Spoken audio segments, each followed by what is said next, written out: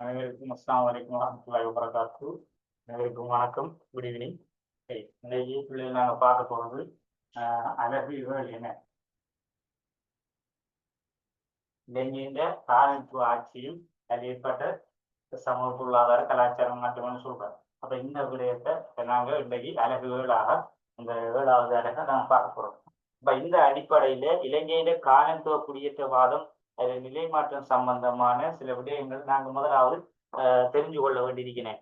இப்ப உதாரணமாக இலங்கையில வந்துட்டு இந்த காலனித்துவம் என்று சொல்லக்கூடிய பகுதி வந்துட்டு இந்த காலனித்துவ ஆட்சி எப்படி என்று பார்த்தாங்கன்னா இலங்கையில அரசியல்ல வரலாற்று பின்னாடியில் இருக்கிறது.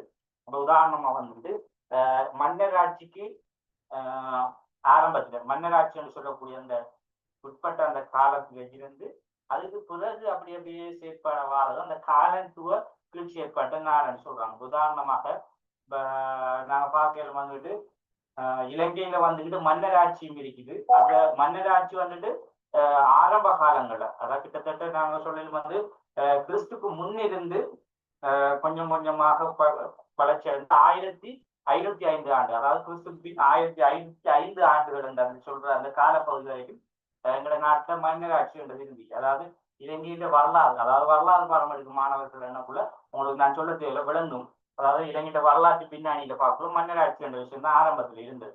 அப்ப அந்த மன்னராட்சி என்ற விஷயம் ஆரம்பத்தில் இருக்கின்ற போது எங்களோட இலங்கையில நிறைய வெளிநாட்டு ஆக்கிரமிப்புகள், அதாவது படையெடுப்புகள் கூடுதலாக இந்தியாவில் இருந்தா இலங்கைக்கு அதிகமான படையெடுப்பு அந்த நேரங்களை வருது. அதுல நாங்க பார்க்கலும் சொல்லப்படுறது இந்த சேர சோழ பாண்டிய கலிங்க சொல்லக்கூடிய சில படையெடுப்பு இதெல்லாம் வந்துட்டு இந்தியா அருகில் இருக்க எங்களை நாட்டுக்கு அருகில் இருக்க இந்தியாவிலிருந்து அதுல வடக்கு தென் பகுதி எல்லா பகுதியிலும் பெரிய பெரிய படையெடுப்புகளும் இலங்கைக்கு வந்து எங்களை நாட்டில் இருக்க மன்னர்களோட போராடியதாக நாங்கள் வரலாறுகள் எல்லாம் பார்த்தோம்.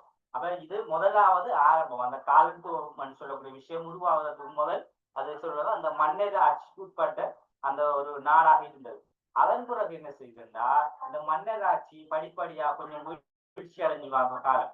அதுக்கு பிறகு என்ன நடக்குது, இந்த வீழ்ச்சி அடைக்குள்ள வெளிநாடுகள், அதாவது இந்தியா தவிர வேற நாடுகளும் எங்களை நாட்டுக்கு என்ன செய்யுது ஊடுருவங்க. அதுலதான் 1500 தொடக்கம் 1652 58 முதலாவது போர்த்துகேயர் வந்தாங்கன்னு சொல்றாங்க. இந்த போர்த்துகேயர் வாழ்றது கொஞ்ச காலம் அந்த டைமில இதுல நாங்க அது ஏன் வரலாறுக்குள்ள நாங்க இல்ல யார் யார் வந்தது நாங்க அறியணும். இப்ப பொலிட்டிக்கல் எல்லாம் தேவையில்லையே, குறிப்பா நாட்டுல மட்டும்தான் எங்களுக்கு தேவை. அப்ப இந்த போர்த்துகேயர் வாழ்றது கொஞ்சம் முன்னமா பிரான்சியர்களும் வந்திருந்தாங்க. சரியா? அப்ப இந்த போர்த்துகேயர் வந்த காலத்தை ஒல்லாந்திரையும் அதுக்கு பிறகு உள்ள இந்த ஆங்கிலேயர், எங்களுக்கு மிக முக்கியமானது ஆங்கிலேயர் தான் தேவை. அதுக்காக நாங்க இந்த வந்த அந்த வருகையின் தொடர்பை நாங்க பார்க்கிறோம். அப்ப அந்த அடிப்படையில் இந்த தொடர்பின் அடிப்படையில் வாராங்க. அதே போல இதுக்கு போர்த்துகேயருக்கு அடுத்தது ஒல்லாந்தர் வாராங்க. இப்ப இவங்க இந்த போர்த்துகேயர் வார நேரங்கள்ல அதே போல இந்த ஒல்லாந்தர் பிரித்தானிய வார நேரங்களையும் எங்களோட நாட்டில சில சில மன்னர்கள்ல ஆட்சி பிரித்தானிய வார நேரத்துல கண்டியுடைய மன்னருடைய ஆட்சி செயற்பாடு அந்த நேரங்களில் இருந்து கொண்டிருக்கு. அப்ப கண்டி மன்னரை முழுமையாக இந்த ஆங்கிலேயர் தான் செய்யறாங்க. அவரை ஆட்சியை கவுத்துட்டு அவங்களோட செயற்பாட்டை கொண்டு வந்து முழு இலங்கையும் அவங்களோட ஆளுகை கொண்டு வர காலத்தை உருவாக்குறாங்க. அது வந்துட்டு 1796 இருந்து 1096 இருந்து ஸ்டார்ட் ஆகி 1948 வரைக்கும் முழு இலங்கையும் அவங்களோட கட்டுப்பாடுகள்லாம் வருது. இந்த ஒரு தொடர்பு முறைதான் இந்த காலத்துவம். அப்ப இந்த காலத்துவம் சொல்லக்கூடிய ஆட்சி முறை வந்துட்டு யாரில இருந்து ஆரம்பிக்கிறாங்க, போர்த்துகேயர்ல இருந்து ஆங்கிலேயர் வரைக்கும் உள்ள அந்த காலகட்டத்துல உள்ள விஷயம் தான் அந்த காலத்துவம் சொல்லக்கூடிய ஆட்சி. அதாவது எங்களோட நாட்டுக்கு அமைந்த அந்நிய நாடுகள்ல ஒரு ஆட்சி முறைக்குள்ள உள்ள செயற்பாடுகளை தான் இந்த காலத்துவம் சொல்றாங்க. சரியா? இப்ப அந்த அடிப்படையில் நாங்க எங்களோட நாட்டின் மிக முக்கியமாக சொல்லப்படுகிற இந்த பிரித்தானியர்கள் ஆங்கிலேயர்கள் இவங்க சம்பந்தமான சில விடயங்களை தொடர்படுத்த நாங்க இந்த 7வதாக சொல்லப்படுகின்ற இலங்கையில காலத்து குடியேற்றவாதத்திட்ட நிலை மாற்றம் என்ற விஷயத்த நாங்க பார்க்க போறோம். சரியா? அப்ப அந்த அடிப்படையில பார்ப்போம் நாங்க பிரித்தானியரிடமிருந்து சமாதானமான முறை சுதந்திரத்தை பெற்றுக் கொண்டதும் அதே போல பாராளுமன்ற ஜனநாயக வளர்ச்சி பெற்றது. அதே போல பாரிய இனப்பிரச்சனைகளை சந்தித்து விடுதலை புலிகள் இயக்கம். அப்ப ஏன் நாங்க இந்த விஷயத்த இதுல கொய்சா போட்டோம்டா உதாரணமாக இந்த காலத்துவம் என்ற விஷயத்துல எங்களோட நாடு வந்துட்டு என்ன செய்யுது சுதந்திரமும் கிடைக்க போறது. அப்ப இந்த காலத்துவம் சொல்லக்கூடிய இந்த பிரித்தானியர் ஆங்கிலேயர் காலத்துல எங்களோட நாட்டில நடந்த என்னென்ன நல்ல விஷயங்கள் என்னென்ன தீய விஷயங்கள்ன்றதான் இந்த காலத்துவ குடியேற்றவாதம் சம்பந்தமா நம்ம பார்க்க போகிறோம். அப்ப இதனூடாக சில முக்கியமான நிகழ்வுகள் நடந்தது சொல்றோம். நாங்க எங்களோட நாட்டுக்கு சுதந்திரம் கிடைச்ச விஷயம் அறிக்கலாம். அதே போல பாரிய இனப்பிரச்சனைகள் எங்களோட நாடு இதன் சுதந்திரத்தின் பிற்பாடு எங்களோட நாட்டில கிட்டத்தட்ட 4 இனங்கள் இருக்கிறேன். அதிலே பெரும்பான்மை இனங்களுக்கு சிறுபான்மை இனங்களுக்கும் ஏற்பட்ட சில பிணக்குகள் பிரச்சனைகள் இதையெல்லாம் நாங்க எங்களோட நாட்டில இந்த காலத்துவ ஆட்சியின் சுதந்திரத்தின் பிற்பாடு நாங்க பார்த்தோம்.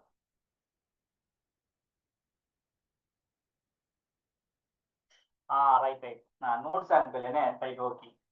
நான் இப்ப அனுப்புறேன்னா கொஞ்சம் பாருங்களா. கொஞ்சம் நேரத்தோட கொஞ்சம் எல்லாரும் மெசேஜ் போட்டிருந்தா நான் கூட அனுப்பிடுவேன்.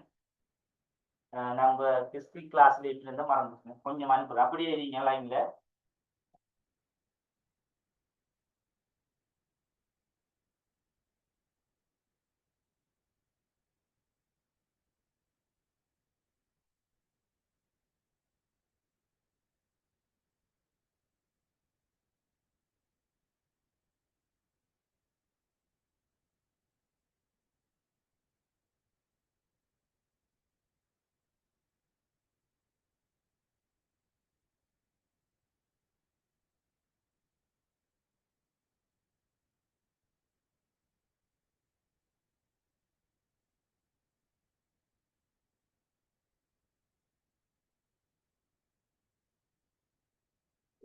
அந்த லைட் படிக்கிறதுக்கு விளங்குது கொஞ்சம்.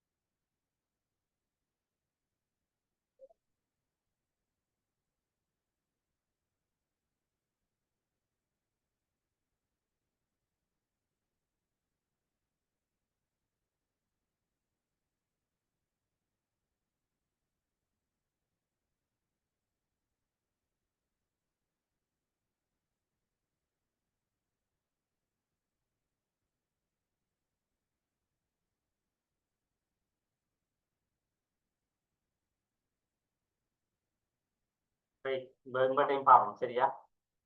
எல்லாத்தையும் அனுப்பிக்கிறீங்க. முதல் உலகத்தையும் பாருங்க.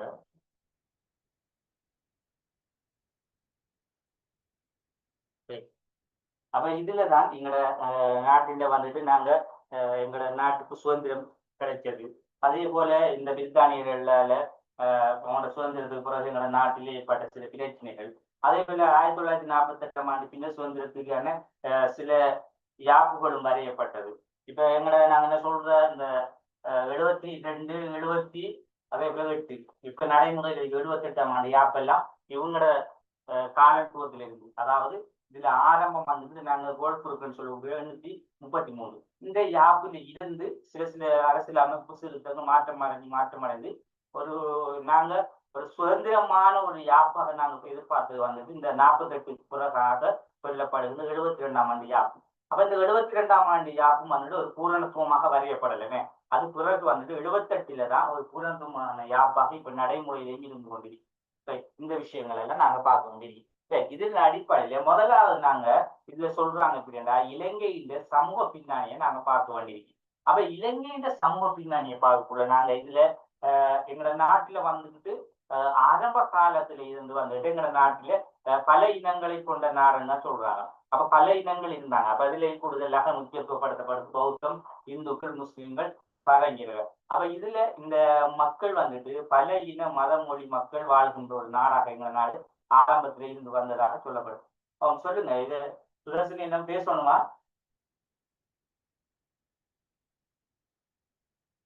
ஏதாவது டவுட் இருந்தா கேட்கணுமா? சரி, உங்க மைக் கொண்டு கேட்டாங்க ரைட். ஓகே. அப்ப இந்த அடிப்படையில இதுல பார்க்கலாம் நாங்க இந்த சிங்களவர்.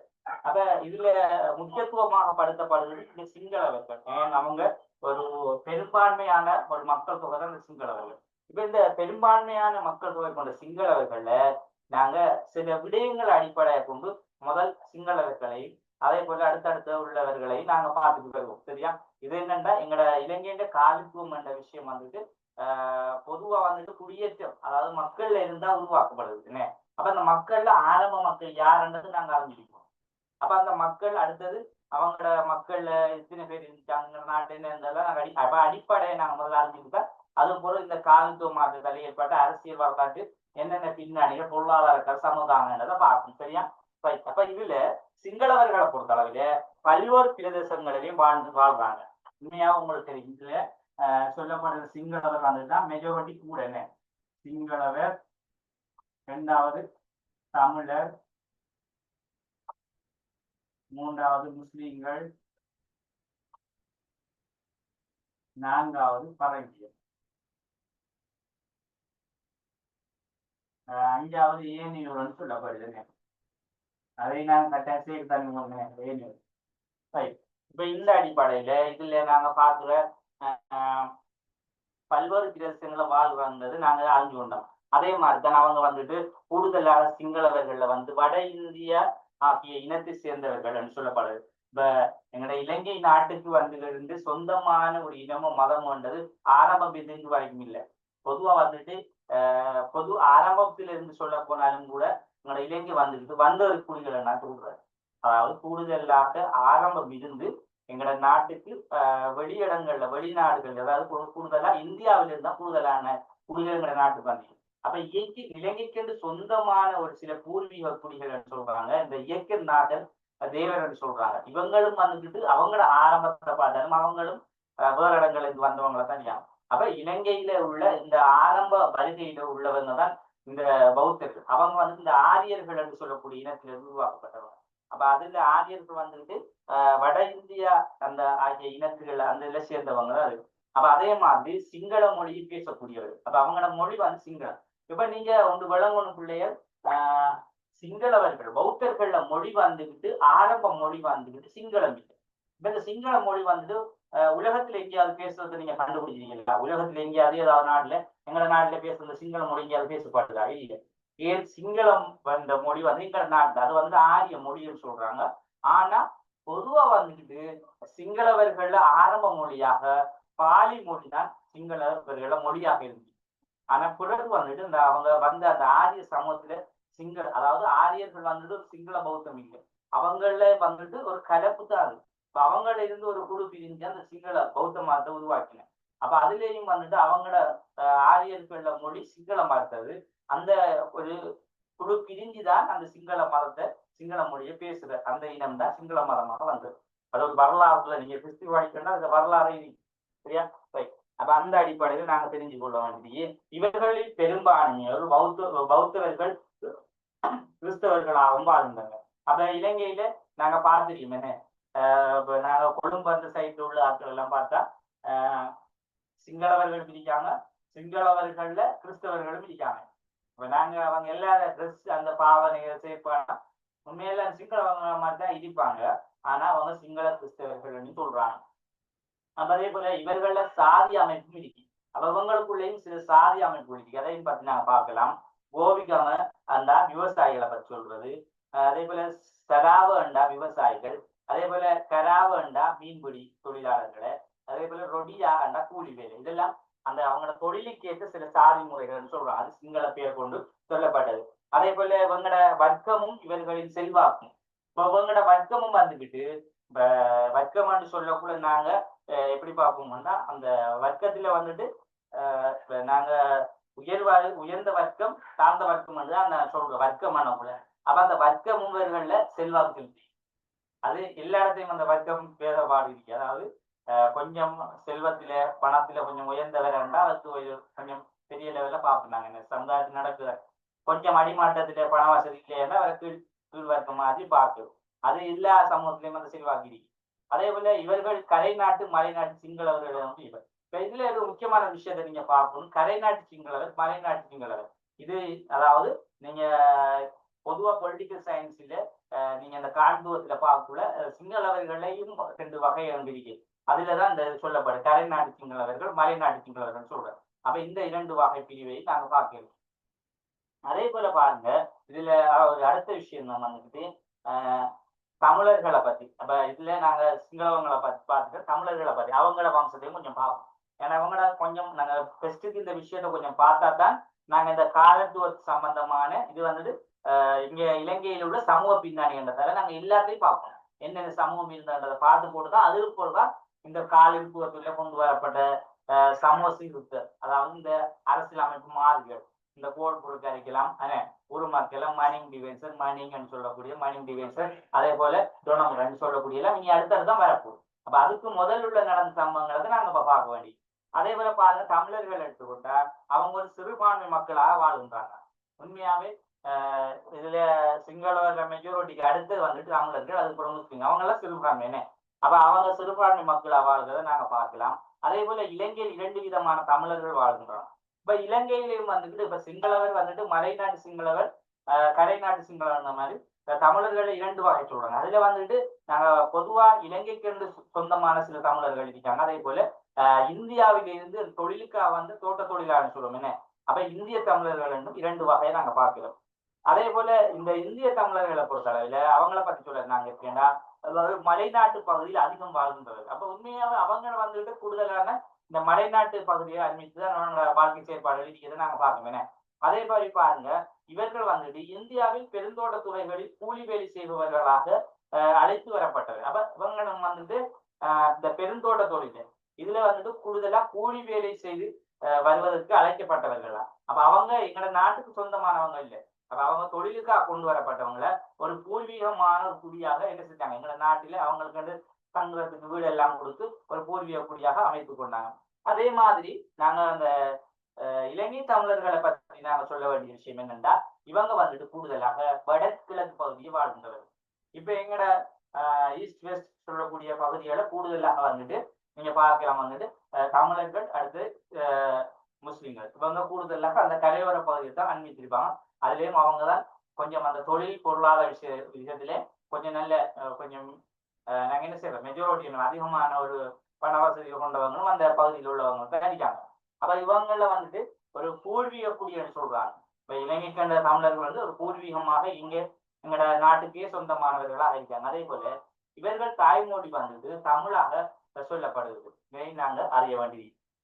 அதே போல அடுத்த விஷயத்தை நாங்க பார்க்க வேண்டியது, இவங்க இந்து மதத்தினை அதிகம் பின்பற்றுவர்கள், அதே போல கிறிஸ்தவர்களும் உள்ளனர். உண்மையாகவே இப்ப பொதுவாக நாங்க பார்க்கலாம், தமிழர்களையும் கிறிஸ்தவங்களை மதத்தை மேற்கொள்ற இவங்களும் இருக்காங்க, கூடுதலா நாங்க பார்க்கிறோம். அதே போல இவர்களில் அதிகமான சாதி செல்வாக்கும் காணப்படும். அப்ப சாதி செல்வாக்குன்றது ஒவ்வொரு மத அடிப்படையிலும் எல்லா இடத்துலயும் இருக்கிறது. அப்ப அதுவும் செல்வாக்கு என்ற விஷயத்தை நாங்க பார்க்கிறோம். அதே போல வர்த்தகத்தில் செல்வாக்கு காணப்படுகின்றது. கலை கலாச்சார விடயங்கள் பெரிதும் வேறுபட்டவர்கள். அப்ப பாருங்க, வர்த்தகத்தில வந்துட்டு கூடுதலான செல்வாக்கு. அதே போல அவங்களோட கலாச்சார விடயத்தை எடுத்துட்டா அவங்க பெரிதும் சில வேறுபட்ட சில கலாச்சார செயற்பாடுகள் நாங்க பார்க்கிறோம். உண்மையாகவே நாங்க இந்த ஒவ்வொரு மதத்துல கலாச்சாரத்தை பார்க்கல அவங்களோட அந்த ட்ரெடிஷனல் விஷயங்கள் எல்லாம் வந்து வித்தியாசப்படும்.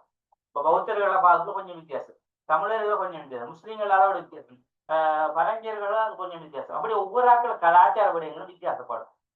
இந்த அடிப்படையில தான் நாங்க எங்களை இந்த தமிழர்களை பத்தி, இலங்கை தமிழர்களை பத்தி நாங்க அறிஞ்சு கொள்ள வேண்டியது. அதே போல முஸ்லிம்களை பத்தி நாங்க பார்க்கல இவர்களும் சிறுபான்மை இனத்தவர்கள். அப்ப 3ஆம் பட்ச சிறுபான்மை இனத்தவர்களாக முஸ்லிம்கள் விளங்குறாங்க. இப்ப அது பார்க்கலாம் நாங்க பிள்ளைகள், உலகில் பல வகைப்பாடுடைய முஸ்லிம்கள் வாழ்கின்றாங்க. இப்ப உலகில வந்துட்டு பல வகையான முஸ்லிம்கள் வாழ்றாங்க என்ன. அப்ப அதே போல இலங்கையில் வந்துட்டு இலங்கை முஸ்லிம்கள், இந்திய முஸ்லிம்கள், மலாய முஸ்லிம்கள் வாழ்கின்றனர். அப்ப இலங்கையில வந்துட்டு 3 வகையான, இலங்கையிலும் வந்துட்டு 3 வகையான முஸ்லிம்கள் இருக்காங்களாம். அதுல ஒன்று இலங்கைக்கென்று சொந்தமான பூர்வீக முஸ்லிம்கள் இருக்காங்க. அதே போல இந்தியாவிலிருந்து வந்தறிய குடிகளாக இந்திய முஸ்லிம்களும், மலாய முஸ்லிம்கள், இவங்க வந்துட்டு மலாயனுக்குள்ள இந்தியா அப்படி போன்ற வேற நாடுகள் அவங்களோட மொழி மலாய் மொழின்னு சொல்லுவாங்க. அந்த மலாய் மொழி பேசக்கூடிய மலையாளம், அந்த மலையாளம் சார்ந்த மாதிரி மலாய் மொழி, சரியா? அப்ப அந்த மலாய் மொழி மலாய அந்த முஸ்லிம்கள் சொல்றாங்க. அப்ப அவங்களும் இதுல வாழ்றாங்க. இதே போல இலங்கையில் வந்துட்டு கிழக்கு பகுதி ஏனைய பகுதிகள் சராசரியா வாழ்ந்தார்கள். அப்ப இந்த முஸ்லிம்களை பொறுத்தவரை வந்துட்டு எப்படின்னா கிழக்கு பகுதியிலும் அதே போல கிழக்கிலான் அதிகம் மாறிட்டாங்க. ஆனா ஏனைய பகுதியிலும் ஒரு சராசரியான மக்கள் தொகையை காணுவோம். அதே போல தமிழை தாய்மொழியாக பேசுகின்றார்கள். எனினும் சிங்கள மக்களுடன் வாழும் முஸ்லிம்கள் சிங்கள மொழியை பேசுகின்றார்கள். இதை நாங்க இந்த நோட்ஸ்ல நாங்க உங்களுக்கு தெளிவா தாரேன்டா, நாங்க எங்கள் நாட்டில இருக்கின்ற முஸ்லிம்களை பற்றி பூரணத்துவமான விளக்கத்தை எடுக்க உங்களுக்கு தந்தோம். ஏன் எங்கள் நாட்டில் இருக்கின்ற முஸ்லிம்களோ அல்லது தமிழர்களோ பௌத்தர்களோ அவங்களோட வாழ்க்கை முறை, அவங்களோட மொழி ரீதியான செயற்பாடு, அவங்களோட இன ரீதியான செயற்பாடு, கலாச்சார விடயம் எல்லாத்தையும் உள்ளாடி விஷயங்களை கொண்டுதான் நாங்க முன்னுக்கு எங்களோட நாட்டிலே இருக்கின்ற இந்த சமூகங்கள்ல வந்து பின்னணி என்ற விஷயத்த நாங்க பார்க்கிறோம். அதே போல பாருங்க, இன்னும் ஒரு விடயம் ஒன்று இஸ்லாமிய மதத்தினை பின்பற்ற அங்க மதம் அது இஸ்லாம் மதம். அதே போல கலை கலாச்சார விடயத்திலும் பெரிதும் மாறுபட்டவர்கள். அப்ப அவங்களோட கலாச்சார கலை விஷயமும் மாறுபடும். அப்ப இங்க இருக்கின்ற 4 இனங்கள் 4 மதம் வந்தாலும் அவங்களோட கலாச்சார மத விஷயங்கள் ஒருத்தர் எதுவும் என்ன செய்யல ஒத்து போகாது. அவங்களோட மதத்துக்கு ஏற்ற கலாச்சார விடயங்களை கொண்டு இருப்பாங்க. அதே போல பழங்கியர்களை பார்த்தோம்னா இவங்க வந்துட்டு இந்த இதுல 4வது இனத்தை கொண்ட மக்களாக இருக்காங்க. இதுல வந்துட்டு இவர்கள் சிறுபான்மை இனத்தை சார்ந்தது. அப்ப இவங்க வந்துட்டு சிறுபான்மை இனத்தை சார்ந்த மக்களாக இருக்காங்க. அப்ப இது மட்டும் இல்லாம இவங்க யார இதுல இருந்து வந்தவங்கன்னு பார்த்தா நாங்க சொல்றோம், கூடுதலா சொல்லுவோம் எப்படின்னா இந்த பிரித்தானியர்கள் இருக்காங்க. அவங்களோட வருகையில அதுல இருந்து கொஞ்சம் மிச்ச மீதிகளாக இருந்த அந்த கிறிஸ்தவர்கள் அதாவது பழகியவர்கள் தான் நாங்க அடிப்படையில் சொல்லப்படுது. இப்ப நாங்க ஐரோப்பிய இனத்தவர்கள் இலங்கையர்களுடன் சேர்ந்து கொண்ட கலப்பு திருமணத்தினூடாக தோன்றியவர்கள் என்று நாங்க ஏன் சொல்றோம்னா உண்மையாவே இந்த பிரித்தானியர்கள வருகையினால்தான் கூடுதலாக அவங்க இங்குள்ள மக்கள்ல பெண்கள் அதிகமா திருமணம் செய்தால் அந்த இனம் தோன்றியதாக வரலாறுல நாங்க பார்க்கிறோம். அதனால அந்த பரங்கியர் தான் சொல்றோம், பொதுவாக கிறிஸ்தியர்கள் என்று சொல்றேன் எல்லாரும். அதே போல பாருங்க, இதுல இவர்களின் மொழி ஆங்கிலம் என ஏனைய மொழிகளும் பேசுகின்றன. அப்ப பொதுவாக நீங்க பார்க்கலாம், பரங்கியர் வந்துட்டு எங்கேயாவது இங்கிலீஷ் பேசுறாங்களா? இல்ல, உங்க சிங்களம் பேசுவாங்க. சிங்கள பொதுவாக வந்துட்டு பௌத்த மக்களோட சேர்ந்தவங்க சிங்கள மக்களோட சேர்ந்து இருக்கவங்க வந்துட்டு சிங்களத்தை பேசுவாங்கன்னு. அதே போல தமிழ் மொழி பேசுற மக்களோட சார்ந்து இருக்கவங்க தமிழ் தான் பேசுவாங்க. அதே போல அடுத்த விஷயம் பாருங்க, பெரும்பாலும் நாட்டுப்புறங்களில் வாழுகின்றார்கள். ஏனென்றா இவங்க கூடுதலாக அந்த வெஸ்டர்ன் பகுதியா கொஞ்சம் நகர்ப்புறங்கள்ல தான் நகர்ப்புறங்கள் சிலர் கிராமப்புறங்களையும் இருப்பாங்க. நாங்க பொதுவா நாட்டுப்புறங்கள்ல வந்து நாங்க போட்டிருக்கோம், நாட்டுப்புறங்கள்ல வாழ்கின்றார்கள். அதே போல புரட்டஸ்டாந்து உரோமம் கத்தோலிக்க மதத்தினை பின்பற்ற. அப்ப இவங்கட மதத்துல ஏன் பரங்கியர்களுக்கு இருந்து தனிய கிறிஸ்தவம் என்று சொல்லல, ஏன்னா உண்மையாவே இந்த பைபிள் சொல்ல கிறிஸ்தவத்தை பூரணமான கிறிஸ்தவத்தை பின்பற்றார்கள்னா தனி கிறிஸ்டியன் தான் நாங்க சொல்லலாம். ஆனா இப்ப எல்லா மதத்துக்குள்ளேயும் சரி வேறுபாடுகள் இருக்கிறதால அவங்கள அந்த நேரங்களுக்கு பரங்கியர் என்றால் சொல்லப்பட்டிருக்கு. பரங்கியர்கள் என்றா அவங்க புரட்டஸ்டாந்து மதத்தை பின்பற்றுவாங்க. அதே போல ரோமன் கத்தோலிக்க மதம் 2 மதத்தை பின்பற்றுறதால தான் நாங்க அந்த பேரை அவங்களுக்கு கொடுத்துருக்கோம். சரியா? ரைட். இப்ப பாருங்க பிள்ளைகள், அடுத்தது எங்களோட நாட்டில இருக்கின்ற அந்த மெஜாரிட்டியை பார்க்க போறோம். சனத்தொகை விகிதங்கள் விஷயத்தை பார்த்தோம்னா இதுல இலங்கையின் இன விகிதாசாரத்துல பொறுத்தளவில சிங்களவர் வந்துட்டு 74.88 74.88. அதே போல இலங்கை தமிழர்களை பார்த்தா 11.21. அதே போல இந்திய தமிழர் 9.23. சரியா? அதை நாங்க சரியா 11.21 அதோட சேர்த்து இது வந்துட்டு இந்திய போடுவோமே விளங்குறதுக்காக 9.23. இதெல்லாம் அவங்களோட தேவை எல்லாம் அப்படிலாம் கேட்க மாட்டாங்க. இதுக்கு நாங்களோட நாட்டில் உள்ள சனத்தொகையில தெரிஞ்சிருக்கணுமே. இப்ப இது வந்துகிட்டு எங்களோட நாட்டினுண்ட ஒரு மெஜாரிட்டி உண்டு தான், இது வேற ஒன்றும் இல்லை. அதே போல இலங்கை வந்துட்டு முஸ்லிம்கள் வந்துட்டு 4.16. சரியா? அதே போல பரங்கியர்கள் வந்துட்டு 5.2. அதே போல நாங்க ஏனையக்குள்ள மலாயரும் பாறாங்க. சரியா? அதையும் போடுவோமே. மலாயர் மலையாளருக்கு வந்துட்டு 0.18, ஏரியூருக்கு 0.14. சரியா? இப்ப இது வந்துட்டு இது இந்திய இப்ப அண்டைக்கு எடுத்த கணக்கெடுப்பு இல்லை, இது பண்டைய கணக்கெடுப்பு உண்டு. அதாவது உங்களோட காலத்தில் அந்த கணக்கெடுப்பு தான். சரியா? நீங்க யோசிப்ப இல்லைன்னா இப்ப இல்ல வேற என்ன போட்டுக்கிறேன்.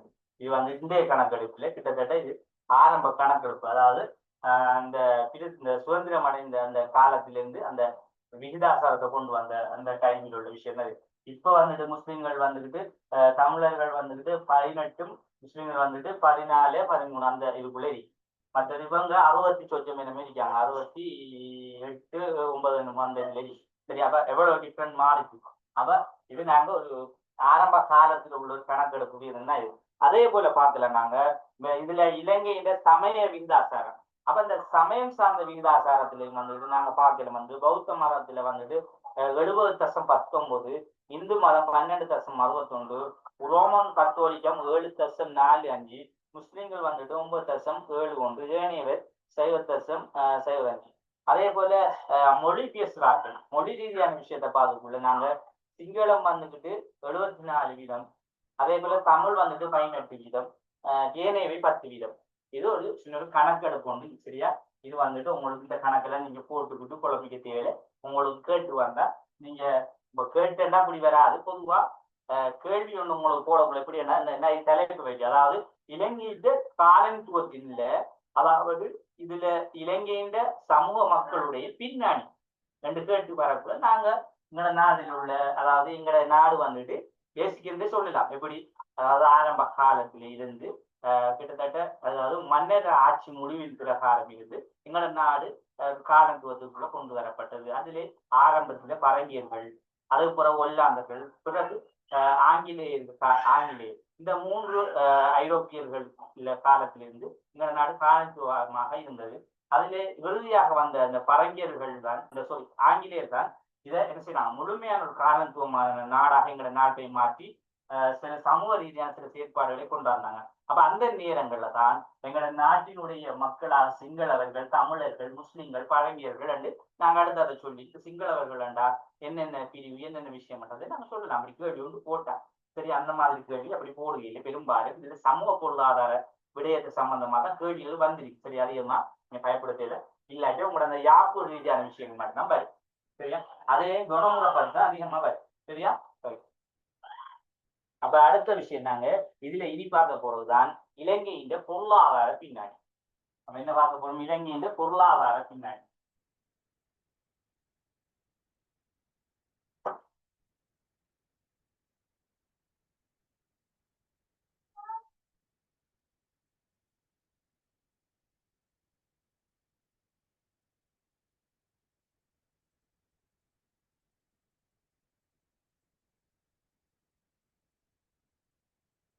இனி இருக்கிற பகுதியெல்லாம் கொஞ்சம் கடினமான பகுதி.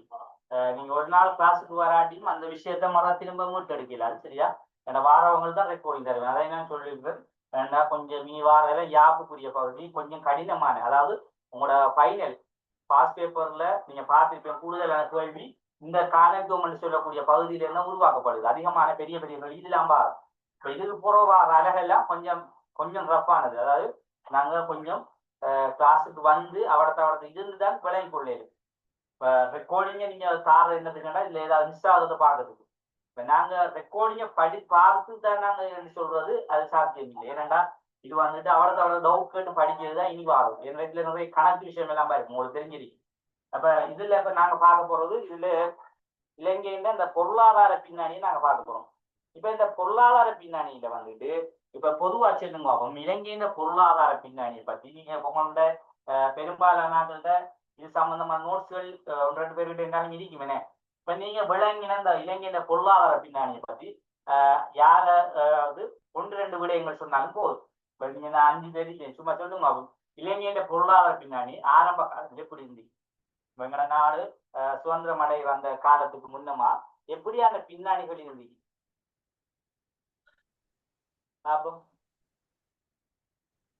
போட்டித்தன்மை வாய்ந்த அந்த சந்தை பொருளாதாரம் வந்து இல்லாம இருந்தது. சரியா சார்? சந்தை பொருளாதாரம் இல்லாம இருந்தது. இப்ப அந்த வர்த்தக பயிர்கள் வந்து அவங்க தானே சார் வந்து இப்ப அறிமுகம் செஞ்சவங்க. அதனாடி வந்து நெல் தானே அவங்களோட அடிப்படை இதா இருந்தது. ஓ, விவசாயம் அடிப்படையா இருந்தது. ஓ, அவ்வளவு சார். ஆ, right. மத்தார்கள் இப்ப அவர் சொன்ன மாதிரி இன்னும் ஒரு 2 3 விடயங்கள் சொல்லுங்க, நிறைய சொல்லலாம். எங்களோட நாடு வந்துட்டு பொருளாதாரத்துல என்னென்ன பின்னாடி விஷயங்கள் பின்னாடி என்றா நல்ல விளங்கணும். எங்களோட நாட்டுண்ட ஒரு அதாவது அபிவிருத்தி திட்டம் அளிக்கலாம், பொருளாதாரத்தை கொண்டு ஒரு அபிவிருத்தி அளிக்கலாம், அல்லது எங்களோட நாட்டினுடைய பொதுவான மக்களுக்குரிய கிடைக்கப்படுற நலன்கள் அளிக்கலாம். இதான் பொருளாதார பின்னாடி. அப்ப எங்களோட நாடு வந்துவிட்டு ஒரு பொருளாதார பின்னாடி ஒன்று இல்லாட்டி அந்த நாடு என்ன செய்யாது, வளர்ச்சி கிடையாது. அப்ப அதை வச்சு நீங்க என்ன விஷயம் பண்ணாலும் சொல்லலாம். அவர் சொன்ன விஷயம் நாங்க ஏற்றுக்கொள்ளலாம். ஏன்னா அவர் சொல்ற வந்துகிட்டு ஒரு நாட்டின் விவசாயத்தை அடிப்படையாக கொண்டுதான் என்ன செய்யுது, இந்த பொருளாதாரம் தீர்மானிக்கப்படும் ஒரு விஷயம். அதே போல தன்னிறைவு பொருளாதாரம். தன்னிறைவு என்ன, எங்களோட நாட்டுக்கு தேவையான உணவு ஒரு பற்றாக்குறை இல்லாம திருப்திகரமான ஒரு ஒரு பொருளாதார அமைப்பு இருக்கலாம்னா அது தன்னிறைவு. இப்ப நாங்க இன்னொரு நாட்டுகிட்ட போய் பிச்சை எடுக்கணும் கையெழுந்தோன்ற அவசியம் இல்லை. ஏன், எங்களோட நாட்டுல தன்னிறைவான ஒரு பொருளாதாரம் இருக்கு. சரியா? ரைட், சொல்லுங்க வேற.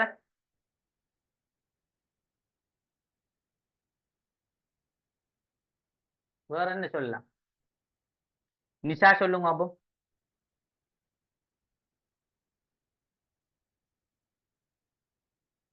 சரி, இதுல நோட்ஸே அது பார்த்து நான் அனுப்பிக்க நோட்ஸை பார்த்து அது கொஞ்சம் விளக்கி சொல்லுங்க அப்போ.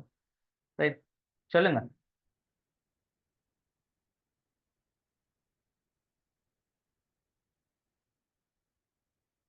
சொல்லுங்களேன். ரைட். அப்ப இதுல இளைஞட பொருளாதார பின்னணி எனக்குள்ள இப்ப உதாரணமா வந்துட்டு இதுல நாங்க சொல்ல சொல்ல சொல்ல விஷயம் என்னன்னா மன்னராட்சி. சொல்லுங்க சேனா. ஒரு பொருள் கொடுத்தா இன்னும் ஒரு பெற்றுக்கொள்ளாங்க. பணமாற்று முறை இல்லாம பண்டமாற்று முறை தான். பண்ட மாற்று முறை இருந்துச்சு. அப்ப அந்த நாணயத்தை கொடுத்து செய்யற அந்த இதுகள் எல்லாம் இல்லை. அப்ப ஒரு பொருளை கொடுத்தா இன்னொரு பொருளுங்களுக்கு கிடைக்கும். அப்ப பண்டை மாற்றுன்னு சொல்லக்கூடிய தன்மை பொருளாதார இது இருந்துச்சு. அதே போல நான் பாருங்க, முதலாவது சொல்லப்பட்ட விஷயம் தான் மன்னர் ஆட்சி காலத்தில் மானிய முறை பொருளாதாரம் காணப்பட்டது. இந்த மானிய முறை பொருளாதாரம் என்பது பொதுவா எப்படி என்றா, இப்ப ஒரு பொருளை வந்துகிட்டு இப்ப எங்களுக்கு தேவை என்றா அதை என்ன செய்வாங்கன்னா கூடுதலா நிலத்தை தன் அடிப்படையாக கொண்டு இந்த மானியம் இருந்துச்சு. இப்போ எப்படின்னா இப்போ நிலத்தை கொடுத்தோம்னா அந்த நிலத்துக்கு அவங்க என்ன செய்வாங்கன்னா அதை எடுத்துக்கிட்டு ஒரு குத்தகைக்கு ஒரு வாடகைக்கு எடுத்துட்டு அதுல விவசாயத்தை செய்வாங்க.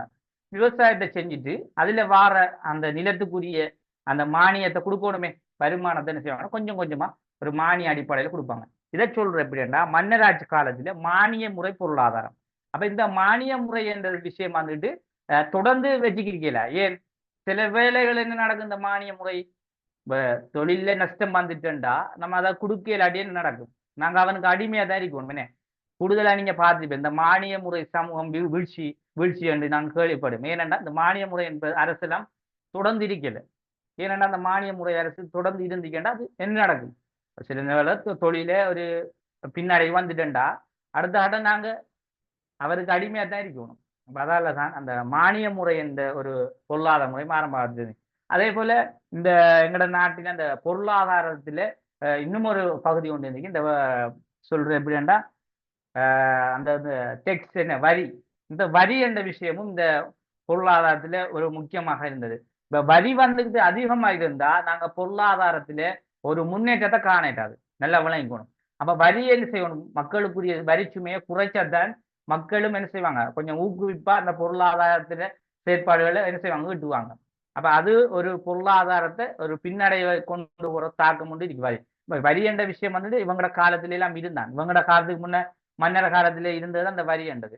ஆனா வரி என்பதெல்லாம் ஒரு லிமிட்டா இருக்கணும். இப்ப நீங்க இதுல பார்க்கலாம், இதுக்கு போறோம் நாங்க பார்க்க போற இந்த அரசியல் யாப்புகள்ல எவ்வளவு எவ்வளவு என்னென்னத்துக்கு வரி என்றதெல்லாம் சொல்லப்பட்டிருக்கு. வரி என்பது ஒரு முக்கியத்துவம். அப்ப பொருளாதாரத்தை நாங்க தொடர்ந்து கொண்டு போகணும்னா வரி என்பது ஒரு முக்கியத்துவம் அறியும். அப்ப நாங்க இந்த இலங்கையின் பொருளாதார பின்னணியில இந்த 4 விடயங்களை நாங்க இதுல சொல்லியிருக்கோம். ஏன்னா நிறைய விஷயத்த சொல்லலாம், ஆனா இந்த 4ம் போதும். அப்ப இந்த ஒரு நிலைமை தான் எங்களோட நாட்டின் ஆரம்பத்துல இலங்கையின் பொருளாதாரத்தை பார்க்கக்குள்ள, அதாவது எல்லாருமே திருப்தியா சாப்பிடுற அளவுக்கும் தன்னை பொருளை இன்னொரு ஆளுக்கு கொடுக்க அளவுக்கும், அதே போல இந்த மானிய ரீதியான சில முறைகளை கொண்டு பொருளாதாரத்தை செயற்படுத்துறதுக்கு இவ்வாறான, அதே போல விவசாயம் ஒரு முக்கியத்துவமான விடயம். இதையெல்லாம் நாங்க என்ன தொடர்ந்து இலங்கையின் பொருளாதார பின்னணி என்ற விஷயத்துல நாங்க விளங்கிக் கொள்ளலாம். இப்ப பாருங்க, இதுக்கு அடுத்ததாக சொல்லப்படுற விஷயம் இந்த போர்த்துகேயர காலப்பகுதி. ஏன் இந்த போர்த்துகேயர காலப்பகுதி, ஒல்லாந்தர காலப்பகுதி, ஆங்கிலேயர், இந்த மூன்றையும் நாங்க ஊடக வழங்கணும். காலனித்துவம் என்று சொல்லக்கூடிய அரசு என்ற விஷயம் முதல்ல ஆரம்பிக்குது இந்த போர்த்துகேயர்ல இருந்துதான் படிப்படியா ஒல்லாந்தர் ஆங்கிலேயர்கிட்ட போகுது. அப்ப முதல் வந்துட்டு எங்கட நாட்டை, அதாவது ஒரு ஆளுகைக்கு கொண்டு வந்தவங்க யாருன்னு பார்த்தா இந்த போர்த்துகேயர் தான். சரியா? அப்ப அதனால சொல்றாங்க இலங்கையின் பொருளாதாரம் போர்த்துகேயர கால பகுதியிலே பொருளாதாரம் என்ன செய்து வீழ்ச்சி அடைந்ததா சொல்றாங்க. ஏன் அது வீழ்ச்சி அடைந்ததா, அவங்கட அந்த ஆரம்ப காலத்துல அந்த பொருளாதாரத்தை அவங்க என்னத்துக்கு இங்க இலங்கைக்கு வந்தாங்கடா, எங்கட நாட்டில் இருக்க அனைத்து வளங்களையும் என்ன செய்வார், இது நிறைய வளங்கள் இருக்க நாடு, எல்லா வெளிநாட்டுக்காரர்களும் இலங்கை தான் போறாங்க. அப்ப இங்க என்னமோ ஒரு நல்ல ஒரு விஷயம் உண்டு இருக்குன்றதை அறிஞ்சு கொண்டாங்க. அப்ப அதுல எங்கட நாட்டில ஆரம்ப காலம் எங்கட நாட்டுல இந்த மாணிக்க கற்கள், அதே போல யானை தந்தம் என்று சொல்ற விஷயங்கள், அதே போல வாசனை திரவியங்கள், அதே போல இந்த பெருந்தோட்ட பயிர், சிறுதோட்ட பயிர்கள், இந்த பயிர்கள் எல்லாம் எங்கட நாட்டுல அந்த அளவுக்கு இந்த வளம் இருந்துச்சு எங்கட நாட்டுல. அப்ப இந்த பொருளாதாரத்தை எந்த அளவுக்கு எங்கட நாட்டுல இருந்து கொண்டு போகலும் அந்த அளவுக்கு எடுக்கிறதுக்காக நிறைய அந்நிய நாடுகள் வந்துச்சு. அதுல இந்த போர்த்துகேயரும் இப்படியான ஒரு வழிகாட்டம் வந்தாங்க. அப்ப இவங்க இந்த பொருளாதாரத்துல இலங்கைக்கு வந்த நேரங்களில் பொருளாதாரம் அவங்களோட அந்த சில போக்குகளால வீழ்ச்சியடை தொடங்குது. அதே போல இந்த வாசனை திரவியங்கள், யானை தந்தம் என்பனவும் இலங்கையிலிருந்து கொண்டு செல்லப்பட்டது. அப்ப இதெல்லாம் கொண்டு கொண்டு எடுத்து அவன் ஓடிட்டான். எங்களோட நாட்டுல பொருளாதாரம் என்ன செய்யும், வீழ்ச்சி அடையுமா இல்லையா? இது ஒரு காரணமாக நாங்க பார்க்கணும். அதே போல இந்த ஒல்லாந்தர காலப்பகுதியை பாருங்க, அதுல வந்துட்டு இலங்கையிலும் இக்காலத்தில் இலங்கையில் பொருளாதாரம் வீழ்ச்சியுற்றே இருந்தது. அப்ப இந்த ஒல்லாந்தர காலம் வந்துட்டு போர்த்துகேயர் எப்படி இலங்கைக்கு வந்து என்னத்தை கொண்டு போகணும்னு நினைச்சு வந்தானோ அவங்களும் அதே மாதிரி தான் வந்தாங்க. அப்ப அதாலதான் இக்காலத்திலும் இலங்கையில் பொருளாதாரம் வந்துட்டு ஒரு முன்னேற்றகரமான ஒரு பாதையை கொண்டு போகல, அதுலேயும் வீழ்ச்சி இருந்தது. இவங்களும் பெரிய அளவிலான மாற்றங்களை எங்களோட நாட்டில செய்யலை. ஆனா சில ஏற்றுமதி வியாபாரங்களை என்ன உருவாக்கினாங்க. அதுல நீங்க ஒரு விஷயத்தை விளங்கணும் பிள்ளை, எங்களோட நாட்டுக்கு கூடுதலான சில கல்வி முறைகள் எல்லாம் வந்து இந்த ஒல்லாந்தர காலத்துல வந்தா சொல்றாங்க. இப்ப நாங்க படிக்கிற ஸ்கூல் என்ற பேர் எல்லாம் ஒல்லாந்தர் அந்த காலத்துல வந்ததுதான். அதே போல நாங்க சில பேர்கள் எல்லாம் பயன்படுத்துறோம். சில அந்த பேச்சு வழக்கு சொற்கள்னு சொல்லுவாங்க. அதே போல கல்வி சார்ந்த முறைகள் எல்லாம், அதே போல சில சட்ட திட்டங்கள் எல்லாம் இந்த ஒல்லாந்தர காலத்துல வந்து அதெல்லாம் சில விஷயங்கள் நல்லா செஞ்சிருந்தாங்க. ஆனா இந்த பொருளாதார விடயத்துல பெருமளவுக்கு அவங்க எதுவுமே செய்யல. ஆனா ஒரு சில அந்த ஏற்றுமதி வியாபாரங்கள் ஆரம்பிக்கப்பட்டன்னு சொல்றாங்க. என்னன்னா அவங்க சில வர்த்தக பயிர்கள், அதாவது அவங்களோட நாட்டிலிருந்து கொண்டு வரப்பட்ட சில வர்த்தக பயிர்கள், அது வந்துட்டு கொஞ்சம் வருமானத்தை ஈட்டி தரக்கூடிய வர்த்தக பயிர். அப்ப இந்த ஒல்லாந்தர காலத்துல சில வர்த்தக பயிர்கள் கொண்டு வந்ததால இந்த சில ஏற்றுமதி விடயங்கள் மட்டும் கொஞ்சம் ஆரம்பிக்கப்பட்டது, அவ்வளவுதான். பெருசா அந்த சொல்ற அளவுக்கு இல்லை. அப்ப இவ்வளவும் வந்துகிட்டு இவங்களுடைய அந்த ஒல்லாந்தர காலப்பகுதி நடந்த விஷயம். அதே போல ஆங்கிலேயர காலப்பகுதி எடுத்துட்டா இவங்க தான் கொஞ்சம் நீண்ட காலத்துக்கு நான் சொல்லாம 700கள்ல இருந்து 48 வரைக்கும் கிட்டத்தட்ட ஒரு 200, அந்த 200க்கும் கொஞ்சம் கூட உள்ள காலம் நூற்றாண்டுகளுக்குள்ள அவங்க நிறைய எங்கட நாட்டில சேவைகள் செஞ்சிருக்காங்க. அதுல நாங்க அதாவது எங்கட மக்களால ஏற்றுக்கொள்ளக்கூடிய சேவைகளும் இருக்கு. சில சேவைகள் எங்கட மக்கள் கடும் கஷ்டப்பட்டு அவங்கள அடிமைப்படுத்தி துன்புறப்படுத்தி நிறைய வேதனைகள் உள்ளாக்கிய சம்பவங்கள் எல்லாம் இருக்கு. இருந்தாலும் ஆனா எங்கட நாட்டுக்கு சில சேவைகள் நல்லது செஞ்சு கொண்டு போயிருக்காங்க. இப்ப நாங்க பாருங்க, இந்த கொழும்புல இருந்து வெற்றிக்குள வரைக்கும் இந்த பாதைகள், அதே போல ஜப்னா வரையான பாதை, அந்த கண்டியில் இருக்கின்ற ரயில்வே பாதை, இந்த எல்லா ரயில்வே பாதையும் இவங்களோட தான் போடப்பட்ட. உண்மையா அந்த பாதைகள் இவங்க போடாட்டி நாங்க எவ்வளவு கஷ்டப்பட்டு இருக்கோம். அதே போல பார்க்கலாம் நிறைய பிரபல்யமான சில பாலங்களை பாருங்க, எல்லாமே இந்த ஆங்கிலேயர காலத்துல இருந்தா கொண்டு வரப்பட்ட. அப்ப அதால நாங்க உண்மையா சில விஷயங்களை நாங்க பார்க்கக்குள்ள உண்மையா நாங்க பாராட்ட வேண்டியிருக்கேனே. நாங்க ஒன்றுமே செய்யலைன்னு சொல்லவும் கூடாது. உண்மையா நாங்க சில நல்ல விஷயங்களை நாங்க பார்க்க வேண்டி, நாங்க இதெல்லாம் இருக்கத்தாலாம் இன்று வரைக்கும் நாங்க ஒரு என்ன செய்யறோம், நல்ல ஒரு நிலைமையில இல்லாத தொழில் வாய்ப்புகள், அதே போல ஒரு இடத்துல இருந்து இன்னொரு இடத்துக்கு போறது எல்லாத்துக்கும் நல்ல வாய்ப்பா இருக்கு இவ்வளவு செஞ்சதால. உண்மையா அவங்க இல்லாம சும்மா இப்ப பொதுவா எங்கட நாட்டில இருக்க அரசாங்கத்துக்கிட்ட இதெல்லாம் நாங்க கொடுத்தா இந்த ரோட்டெல்லாம் போட்டிப்பாங்களா? இந்த அளவுக்கு யோசிச்சு இந்த அளவுக்கு அந்த கண்டி எல்லை அதே போல இந்த பாலத்துக்கு மேல தண்டவாளம் எல்லாம் போடுறது இவங்களால ஏழுமா எங்களோட நாட்டில் கேட்கல அந்த அளவுக்கு அறிவிக்க இல்லை. அப்ப நாங்க இன்னும் பின்னடைஞ்ச ஒரு நாடாக சோமாலியா எத்தியோப்பியா போன்ற நாடு மாதிரி தான் இருந்து இவங்க நாடு. அப்ப அந்த விஷயத்துல நாங்க சில விஷயங்களை பாராட்ட வேண்டியிருக்கிறேன். ரைட். அப்ப அந்த அடிப்படையில இந்த ஆங்கிலேயரை வந்துட்டு நாங்க சில விஷயங்களை பார்க்கலாம். இலங்கை பொருளாதாரத்தில் தன்னிறைவு அற்று போனதால் மீண்டும் பாரிய விவசாய முறையை கட்டியெழுப்ப வேண்டிய தேவை ஏற்பட்டது. அப்ப இந்த ஆங்கிலேயர காலத்துல இந்த தன்னிறைவு பொருளாதாரம் என்ற விஷயம் ஆரம்பத்தில் இருந்தது. பிறகு ஆங்கிலேயர காலம் வருகின்ற போது கொஞ்சம் கொஞ்சமாக குறைவடைந்தது. ஏன் குறைவடைந்ததா இந்த ஆங்கிலேயர் காலத்துக்கு முதல் இந்த போர்த்துகேயர் மொல்லாந்தர் வந்து வைத்தாங்களே, அப்ப அவங்க அந்த பொருளாதாரத்தை என்ன செஞ்சிட்டாங்க, மிக மோசமான நிலைமை கொண்டு போயிட்டாங்க. அதால இப்ப இவங்க வந்தோன்னு அது ஒரு நெருக்கடியான நிலைமைக்கு ஆயிடுச்சு. அப்ப தன்னிறைவு அற்று போனதால மீண்டும் அந்த விவசாய முறையை என்ன செய்யணும், திரும்ப ரீகண்டிஷன் பண்ணணும். அப்படியான ஒரு நிலைமை ஒன்று ஏற்பட்டது. அதே போல இந்த மானிய முறை என்று சொல்லக்கூடிய விஷயம் வந்துட்டு என்ன செய்யுது, கொஞ்சம் கொஞ்சமா வீழ்ச்சி அடைஞ்சு இந்த ஏற்றுமதி இறக்குமதி பொருளாதாரம். அப்ப மானியம் வேண்டா அதை குத்தகை கொடுத்து அது செஞ்சு இல்ல வார வருமானத்தை எடுத்து தொழிற்செய்கிற விஷயம் எல்லாம் இல்லை. பொதுவா வந்துக்கிட்டு வார விஷயத்த வார பொருட்களை வெளிநாட்டுக்கு ஏற்றுமதி செய்யற அதை திரும்ப அங்கே இறக்குமதி செய்யக்குள்ள கொஞ்சம் அதிகமான பணத்தை நாங்க வெளிநாட்டுல இருந்து என்ன செய்யறோம், அதை விற்கக்குள்ள அங்க இருந்து பணம் வருது. அதே போல இங்க இருந்து போறது. அப்படி அப்ப அதிகமான ஒரு வியாபார பிசினஸ் வந்து நடக்கக்குள்ள அதிகமான என்ன செய்யும் பொருளாதாரம் எங்களுக்கு கிடைக்கும். அப்ப அப்படி ஒரு முறையை இவங்க கொண்டு வராங்க. அதே போல இந்த பெருந்தோட்ட பயிற்சிகை என்ற விஷயம் ஆரம்பிக்கப்படுது. அப்ப சிறுதோட்ட பயிற்சிகையை கொஞ்சம் பையா குறைச்சிட்டு இந்த பெருந்தோட்ட வர்த்தகங்கள், அதாவது பெருந்தோட்ட பயிர் தான் அதிகமான என்ன செய்யும் வருமானத்துக்கு டிட்டர்மெண்ட் அவங்க அதை கொண்டு கருத்தி கொண்டு அந்த பெருந்தோட்ட பயிரை தான் அதிகமாக அவங்களோட காலத்தை செஞ்சாங்க.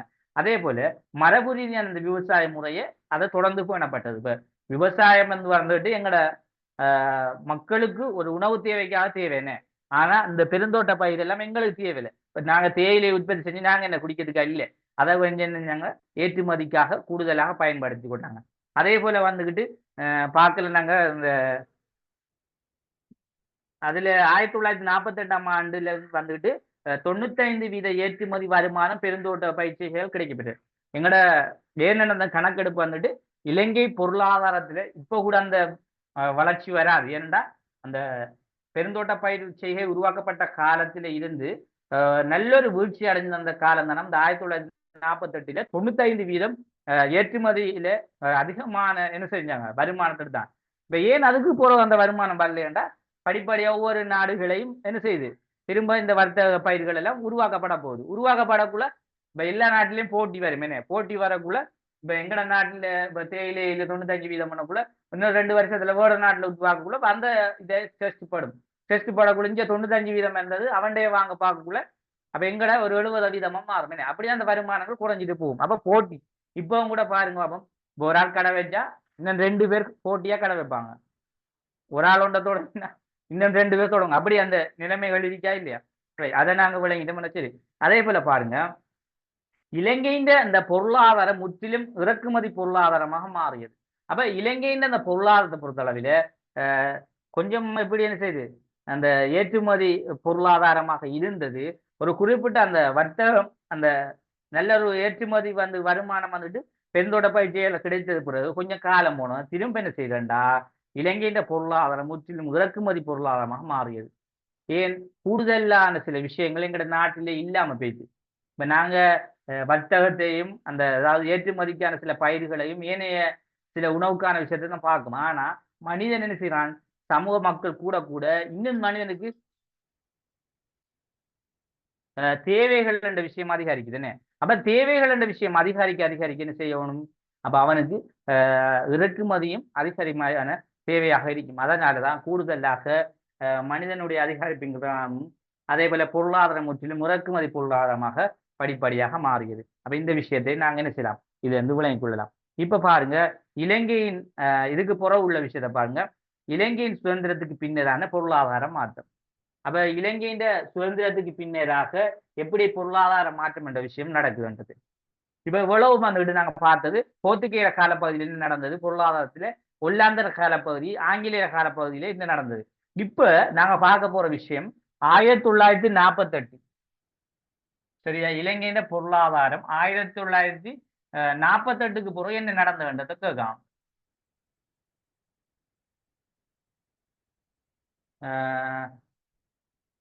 பிறகான பின்னரான போடுமே.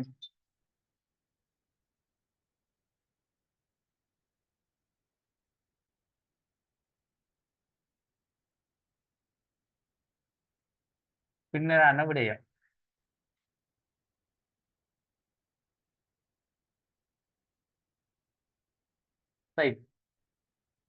இப்ப இந்த இலங்கையில பொருளாதாரத்துல 1948க்கு பின்னர், அதாவது சுதந்திரத்துக்கு பின்னரான விடயத்தை பார்த்தோம்னா, நாங்க இலங்கையில பொருளாதாரம் தன்னிறைவு அற்று போனது.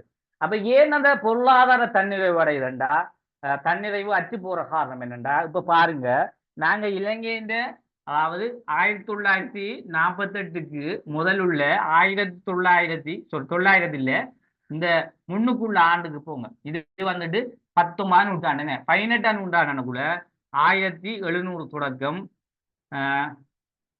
1800 என்ன இப்ப 1942 போடுமே ஒரு உதாரணத்துக்கு. இப்ப இந்த காலத்துல வந்து இடும்பட்டுக்குள்ள உள்ள காலத்துல அது தன்னிறைவு அறிக்க காரணம் என்ன? ஏன் பொருளாதாரம் தன்னிறைவு அறிக்கை லேசா நீங்க விளங்கி கொள்ளணும். தன்னிறைவு அறிக்க காரணம் என்னன்னா, அந்த நேரம் கூட மக்கள்ல தொகை கொஞ்சம் குறைவா இருக்கும். என்ன நாங்க உற்பத்தி செஞ்சு எங்களுக்கு தின்னக்கூடிய மாதிரி இருக்கும். அதை வந்துட்டு வெளிநாட்டுக்கு அனுப்பி அது இது சொல்லணும் அவசியம் குறைவா இருக்கு. ஏன் மக்கள் ஒரு உதாரணமாக ஒரு 1000 மக்கள் என்றா அந்த மக்களுக்கு ஏற்ற மாதிரி இருக்கும். என்ன இப்ப இந்த 1800 இருந்து 1700 1800 சரியா, 1800 இருந்து 1900 எடுப்போம். இப்ப 1900 எடுக்கக்குள்ள இந்த மக்கள் 1000 இருந்த மக்கள் திடீரென்று ஒரு 5000 போயிட்டு, இப்ப என்ன நடக்க போகுது? 5000 இப்ப நாங்க உற்பத்தி செஞ்சது எங்களுக்கு 1000 பேருக்கு போதுமா இருந்தது. இப்ப 5000 இந்த இதுல 5 மடங்கு நாங்க உற்பத்தி செய்ய வேண்டியது. அப்ப இன்னும் இந்த 5 மடங்கு உற்பத்தி செய்யக்குள்ள அப்ப நாங்க எந்த அளவுக்கு அந்த முயற்சி அந்த தொழிலுக்கு செய்ய வேண்டியிருக்கு, அதாவது எங்களோட வேலைப்பாடு கூட வரைக்கும். அதே போல இந்த மக்களுக்கு நாங்க அந்த விஷயத்த புதுசா வாரவங்களுக்கு சொல்லியும் கொடுக்கணும். அது ஒரு பிரச்சனை. அப்ப எல்லாமே செஞ்சு போகக்குள்ள பூரணத்துவமான ஒரு தன்னிறைவு வரும் விடத்தை வராது. அப்ப இந்த 5000 வந்து அதுலயும் தன்னிறைவு இல்லை எங்களுக்கு. திரும்ப 1900 இருந்து 1948க்கு போறோம். அப்ப அந்த கேப்புக்குள்ள போகக்குள்ள இந்த 5000 திரும்ப 10,000 மக்கள் அப்ப முழுமையான ஒரு தன்னிறைவை நாங்க பெறவே இயலாம போயிட்டு. ஏன் மக்கள் இப்ப 1000 இருந்தது 500 ஆகுறது எங்கேயாவது இல்லை. அப்ப 1000 இருந்தா 5000 ஆகி 10,000 ஆகி ஒரு கோடியா 2 கோடியா என்ன இப்ப என்ன உலக சனத்தொகை பார்த்தீங்கன்னா உங்களுக்கு தெரியுமே, கிட்டத்தட்ட 750 100 கோடி மக்கள் இருக்காங்க. இப்ப இந்த அளவுக்கு மாறுது. அப்ப இப்படியான ஒரு நிலைமை தான் என்ன செய்யும், கடன் காலங்கள் கடக்க அந்த மக்கள் தொகையும் என்ன செய்யும், அதிகரிக்கும். இதான் முதலாவது நாங்க விளங்கிக் கொள்ள வேண்டிய விஷயம். ஏன் அந்த தன்னிறை வேண்டிய விஷயம் 48 இல்லையேன்றது இப்ப விளங்கிட்டு தானே, ரைட். அப்ப முதலாவது பாருங்க, இதுல வந்துகிட்டு இலங்கையில பொருளாதாரத்தில் தன்னிறைவு அற்று போனதால் மீண்டும் பாரிய விவசாய முறை கட்டியெழுப்ப வேண்டிய தேவை ஏற்படுது. அப்ப இந்த தன்னிறை வேண்டிய விஷயம் இல்லாம போயிட்டு அப்ப என்ன செய்யறாங்கன்னா அந்த விவசாயத்தை திரும்ப ஊக்குவிக்கணும். இப்ப விவசாயத்தை ஊக்குவிக்கண்டா இப்ப எங்கட நாட்டில ஒரு கிட்டத்தட்ட நாங்க சொல்லுவோமே ஒரு 5000 ஏக்கருக்கு இந்த 1000 பேருக்கு உதாரணம், ஒரு உதாரணத்துக்கா சரி 1000 பேருக்கு 50 ஏக்கருக்கு நாங்க ஏற்கனவே என்ன செய்யறோம், விவசாயத்தை உற்பத்தி செஞ்சோம். சரியா, இப்ப என்ன செய்ய வேண்டியிருக்கு, இந்த இந்த கால பகுதிக்குள்ள நாங்க ஒரு 500 ஏக்கருக்கு 5000 பேருக்கு செஞ்சோம். ஆனா இப்போ 10,000 பேரா போயிடுச்சு. இப்ப 10,000 பேரா போனா நாங்க இப்ப 1000 ஏக்கருக்கு செய்ய வேண்டியிருக்கு. உதாரணத்துக்கு இப்ப 1000 பேருக்கு 1000 ஏக்கருக்கு செய்யணும்டா எவ்வளவு மக்கள் தேவை, இது எப்படி நாங்க செய்யணும், எந்த அளவுல கொண்டு போகணும், எங்களுக்குள்ள ஒரு சின்ன பிரச்சனை ஒன்று வருதுன்னு. அப்ப அதால இப்ப நாங்க பாரிய அளவில தான் என்ன செய்யணும், விவசாயத்தை செய்ய வேண்டி வருதுதான். ஏன் அந்த தன்னிறைவு பொருளாதாரத்தை மீண்டும் எடுக்கிறதுக்கு. அப்ப அப்படி ஒரு நிலைமை இந்த இலங்கையில சுதந்திரத்துக்கு பின்னரான பொருளாதார நிலைமையில ஏற்பட்டதை நாங்க பார்க்கிறோம். அதே போல பாருங்க, இந்த சனத்தொகை அதிகரிப்பு ஏற்பட்டதால் அதற்கேற்ற வகையில் உற்பத்தியை அதிகரிக்க வேண்டிய தேவையும் இருந்தது. அப்ப இந்த பொருளாதாரத்துல இந்த விவசாயத்தை மட்டும் ஒரு 10 பேரை வச்சுக்கிட்டு செய்யறது சரி வருமா? இல்லை. அப்ப சனத்தொகை அதிகரிக்க அந்த 10,000 சனத்திலிருந்து நாங்க குறைஞ்சது என்ன செய்யணும், ஒரு 1000 பேரையாவது விவசாயத்துக்கு கொண்டு வரணும். அதே அந்த 100 பேர்ல இந்த 1000 பேர்ல 100 பேரை வச்சுக்கிட்டு திரும்ப அந்த 10,000 பேருக்கு வந்து 100 பேரை வச்சுக்கிட்டு நாங்க வேலை செய்ய போனா கடினமாக இருக்குமே. அப்ப சனத்தொகையும் கூட சனத்தொகையில இருந்து தொழிலுக்கான ஆட்களை நாங்க கூட்டணும். அப்ப மக்களை ஊக்குவிக்கணும். அப்பதான் எங்கட அந்த பொருளாதாரத்துல ஒரு முன்னேற்றத்தை காணலாம், ஒரு தன்னிறைவை காணலாம். அப்ப இந்த விஷயம் தான் இதுல இருந்துச்சு. அதே போல பாருங்க பிள்ளைகள், இளைஞர்களின் தொகை அதிகரிப்பதால் வேலை இல்லா பிரச்சனை ஏற்படுது. அப்ப இந்த இளைஞர்கள் இப்ப இன்னொரு விஷயத்தை நாங்கள் அறிஞ்சு கொள்வோம் என்ன, இப்ப இந்த 1000 பேருக்குள்ள சிறுவர் பெரியோர் இளைஞர்கள் வயது எல்லாரும் வருவாங்க என்ன மல்டி. அதே மாதிரி இந்த 5000 பேருக்குள்ளே எல்லாரும் வருவாங்க. அதே மாதிரி 10,000 பேர் வந்தாலும் எல்லாரும் வருவாங்க. இப்ப இந்த 10,000 இப்ப இது 1000 பேருக்குள்ள ஒரு 50 பேர் இளைஞர்கள் இருந்தா இந்த 5000 பேருக்குள்ள 500 பேர் இளைஞர்களா மாறும். இதுலயும் வந்துட்டு 100 பேர் 10,000 பேருக்குள்ள இங்க ஒரு 500 பேர் எனக்குள்ள இங்க 1000 பேர் இளைஞர்கள் வரும். அப்ப இந்த 1000 பேர் இளைஞர்கள் இன்னைக்கு எனக்குள்ள என்ன நடக்கும், அவங்களுக்கு வேலை கொடுக்கணும். இப்ப இளைஞர்கள் சும்மா இருக்கலாமா, இருக்க முடியாது. அப்ப அவங்களுக்கும் ஒரு வேலை இல்லா பிரச்சனையும் இந்த நேரங்களில் ஏற்பட்டது. அப்ப ஆட்சி மாற்றங்களால் பொருளாதார மாற்றங்கள் ஏற்பட்டன. அப்ப இன்னும் ஒரு பிரச்சனை நடக்குது. சுதந்திரத்துக்கு பின்னரான விடயத்திலே ஆட்சியும் என்ன செய்யுது, தொடர்ந்து ஒரு ஆட்சி தொடர்ந்து இருக்கிறார். அப்ப ஆட்சி மாற்றங்களாலேயும் பொருளாதாரம் என்ன செய்யும். இப்ப ஒரு அரசாங்கம் வந்து நாங்க இந்த கொள்கை, அதாவது திறந்த பொருளாதார கொள்கையை கொண்டு வரோம். இப்ப எங்கட திறந்த பொருளாதார கொள்கையை கொண்டு வர, திறந்த பொருளாதார கொள்கை என்னன்னு தெரியுமா? ரைட், சொல்றேன் கேளுங்களா, எல்லாம் நாங்க படிக்கலாம். திறந்த பொருளாதார கொள்கை என்றா அதை சொல்ற வெளிநாடுகள் வந்துட்டு எங்கட நாட்டில் என்ன பிசினஸ் செய்யலாம், சரியா? அதாவது அவங்க ஒரு முதலீடு செஞ்சு இன்வெஸ்ட் பண்ணி போட்டு அவங்க வந்துட்டு யாரு வேணுமானாலும் அது செஞ்சுட்டு போற திறந்த. மூடிய பொருளாதாரம் என்ன, எங்கட நாடு மட்டும்தான், எங்கட நாட்டு மக்கள் மட்டும்தான் செய்யறது. அது மூடிய பொருளாதாரம், அதுல குழப்பம் இல்லாம இருக்கும், சரியா? ரைட். அப்ப இந்த விடயத்துக்காக என்ன செய்யறாங்க, அந்த நேரங்கள்ல ஒரு அரசாங்கம் வந்துட்டு ஒரு திறந்த பொருளாதார கொள்கையை கொண்டு வந்தா அதிலே சில நஷ்டங்கள் ஏற்பட்டுட்டுன்னா திரும்ப அடுத்த அரசாங்கம் மாறும். அப்ப அவங்க அடுத்த கொள்கையை கொண்டு வந்து நாங்க மூடிய பொருளாதார கொள்கையை கொண்டு வரப்படும். அப்ப அவங்க ஒரு முடிவு எடுப்பாங்க. இப்படி மாறி மாறி செய்யக்குள்ள பொருளாதாரம் ஒரு நிலைமையில இருக்குமா, அங்கால போறதா இங்கல போறது, இங்கல போறதா அங்கால போறது. அப்ப அதுக்குள்ளேயே ஒரு பிரச்சனை ஒன்று வருமா இல்லையா? அப்ப இப்படியான ஒரு நிலைமை தான், அசம்பந்தமான ஒரு நிலைமை 1940 பின்னரான இந்த பொருளாதார விடயத்துல இருந்ததை நாங்க பார்க்கலாம். ரைட். இப்ப நாங்க இந்த காலனித்துவமும் காலனித்துவ அரசுமன்றது இனிதான் நாங்க பார்க்க போறோம், சரியா? ஏனென்றா நாங்க ஏற்கனவே பார்த்த விஷயம் எல்லாம் காலனித்துவத்தில் உள்ள சமூக பின்னணி, அதுல ஏற்பட்ட சில சமூக பொருளாதார விடயங்களை நாங்க பார்த்தது. இப்ப நாங்க பூரணத்துவம் பார்க்க போகுதான் இந்த காலனித்துவ அரசுன்றது. காலனித்துவ அரசை பற்றிய காலனித்துவ அரசு எப்படி செயற்பட்டது, அதில் அறிமுகம் எப்படி அது உருவாக்கப்பட்டது, அது காலனித்துவ அரசு சம்பந்தமான அரசினுடைய பண்புகள் என்ன, பணிகள் என்ன, இதுல நன்மை என்ன, குறைபாடு என்ன, தொடர்ந்து நாங்க பார்க்க போறோம், சரியா? ரைட்.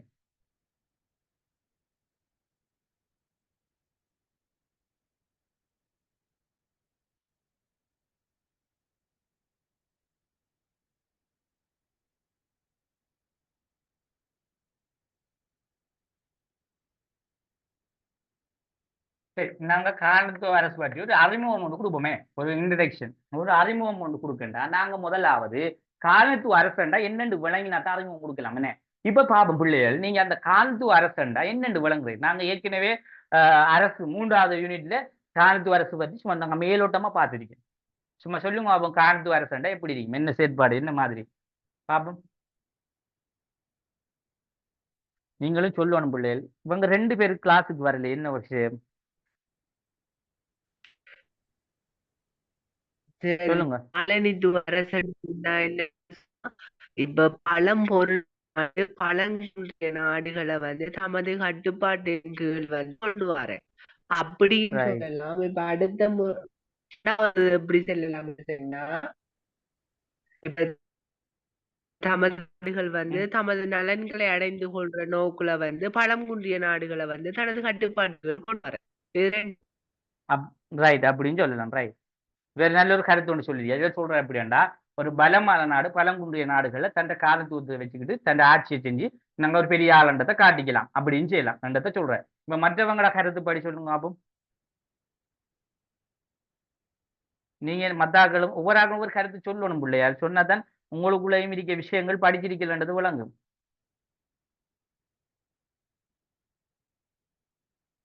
சொல்லுங்க.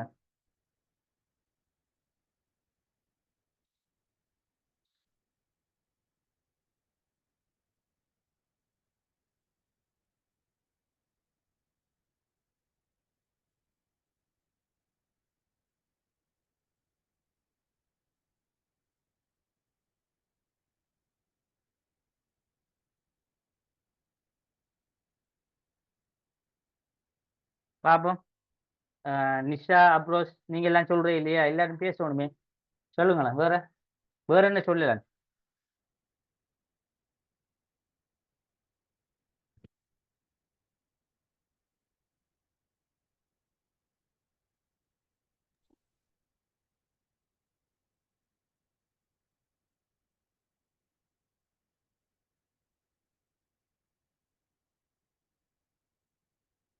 பாப்போம். ரைட். இப்ப அவர் சொன்ன கருத்தின் அடிப்படையில வச்சு நாங்க பார்ப்போம். சரியா? இப்ப உதாரணமா காலத்து அரசு என்பது பொதுவா வந்துக்கிட்டு நாங்க சொல்ற கருத்து என்னன்னா, இப்ப எங்கட நாட்டினுடைய காலத்து அரசாக இருந்தது பிரித்தானியா என்ன. இப்ப இந்த பிரித்தானியா என்ன செய்யுமெண்டா ஒரு ஒரு பலமான ஒரு அரசாக ஒரு நாடாக இருக்கத்தல்ல ஆரம்ப காலங்கள்ல இந்த பொருளாதாரத்திலேயோ அதே போல ஒரு சமூக கலாச்சார விடயங்களை பார்க்கல ஒரு பின்தங்கின சில நாடுகளாக ஏதாவது நாடை கண்டா அந்த நாட்டை போய் என்ன செய்வாங்க, கைப்பற்றி கொள்வாங்க. அதிலும் கூட அந்த நாடுகளை ஸ்பெஷலான சில பொருளாதார ரீதியான நடவடிக்கை பொருளாதார வளங்கள் எதுவும் அமைந்தா அதையும் கொஞ்சம் என்ன செய்வாங்க, உற்று நோக்கி அதன் பிரகாரம் இந்த நாட்டை கைப்பற்றி கொள்வாங்க. அப்ப அந்த நாட்டை போய் கைப்பற்றி அவங்களோட ஆதிக்கத்துக்குள்ள உதாரணமாக இந்த காலனித்துவ அந்த அரசு சொல்லக்கூடிய இந்த பிரித்தானியா வந்துகிட்டு கிட்டத்தட்ட நான் நினைக்கிறேன் ஒரு கூடுதலாக ஒரு இன்னைக்கு எத்தனை எண்ணிக்கைன்னு சொல்லல, அது ஒரு 10க்கும் 20க்கும் முற்பட்டன்னு தான் சொல்லுவேன். அந்த அளவான சில நாடுகளை இவங்களோட காலனித்துவத்துல ஆரம்ப காலத்துல இருந்து சரியா. அதுல எங்களோட இலங்கை உட்பட இந்தியா இலங்கை உட்பட பல நாடுகளை நாங்க சொல்லலாம். அமெரிக்கா கூட இந்த பிரித்தானிய காலனித்துவத்துல இருந்து மிகவும் ஒரு கஷ்டப்பட்ட ஒரு போராட்டத்தின் விளைவாக சுதந்திரம் அடைஞ்சது. ஏன்னா நீங்க வரலாறுகளை அமெரிக்காவின் சுதந்திரம் என்று சொல்லக்கூடிய ஒரு தனி பாடம் ஒன்றே இருக்கு வரலாறு பாடத்துல. சரியா?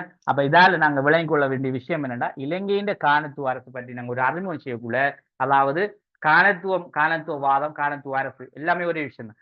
அதாவது காலனித்துவவாதம் காலனித்துவ கருத்து சொல்லலாம், கோட்பாடு சொல்லலாம், எண்ணக்கருன்னு சொல்லலாம். சரியா? நல்லா விளங்கணும். இதுல இந்த முறை எக்ஸாம் எழுதுற ஒரு ஸ்டூடெண்ட்ஸ் ஒன்று என்கிட்ட ஒரு கேள்வி ஒன்று கேட்டாங்க. சரியா? இந்த நல்ல விளங்க உங்களுக்கு சேர்த்தாங்க. சரியா? ஏன்னா நடந்த இதை நான் சொல்லணும், இந்த வாதம் பண்ணணும் போயிருது. சார் இந்த பெண்ணியல் நல்லா வழங்கிக்காங்களா? பெண்ணியல் வாதம்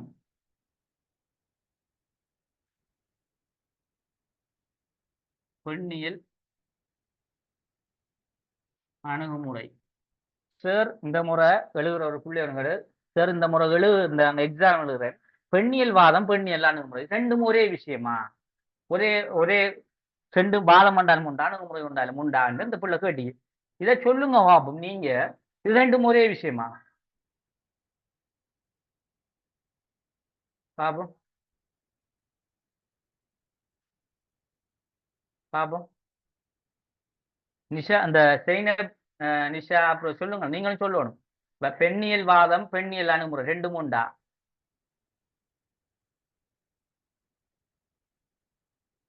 பாப்போம். பெண்ணியல் வாதம் என்றா அது ஒரு கருத்தியல் உண்டு. அணுகுமுறை என்றா அது அணுகுற முறை. அதுக்கு என்ன வேற என்ன சொல்லலாம்? அணுகுமுறைனால் நாங்க ஒரு பாதையை தேடி சேர்ந்து அந்த வழியில செல்றது. இதுல நான் ஏன் இதை நான் சொல்றேன்டா, ஆரம்பத்துல இருந்து கிளாஸுக்கு வந்தவங்க இருந்ததை இது விளங்கும். சரியா? இது முதலாவது யூனிட்ல உள்ள பகுதி. சரியா? இப்ப நான் கூடுதல இடையில தான் நிறைய பேர் வந்தீங்க. உங்களுக்குரிய விஷயத்த நான் உங்களுக்கு யூடியூப் சேனல்ல இந்த லிங்கை தந்துருக்கேன். யாருக்கு ஷேர் பண்ணாங்க அதுல பேசிக்ல போய் இந்த அணுகுமுறைகளை நான் படித்து கொடுத்துருக்கேன். அதுல நீங்க போய் பார்க்கலாம். சரியா? இப்ப நான் சொல்லித்தாரேன், இது உங்களோட மனசுலேயே இப்போ மறக்காம இருக்கணும். சரியா?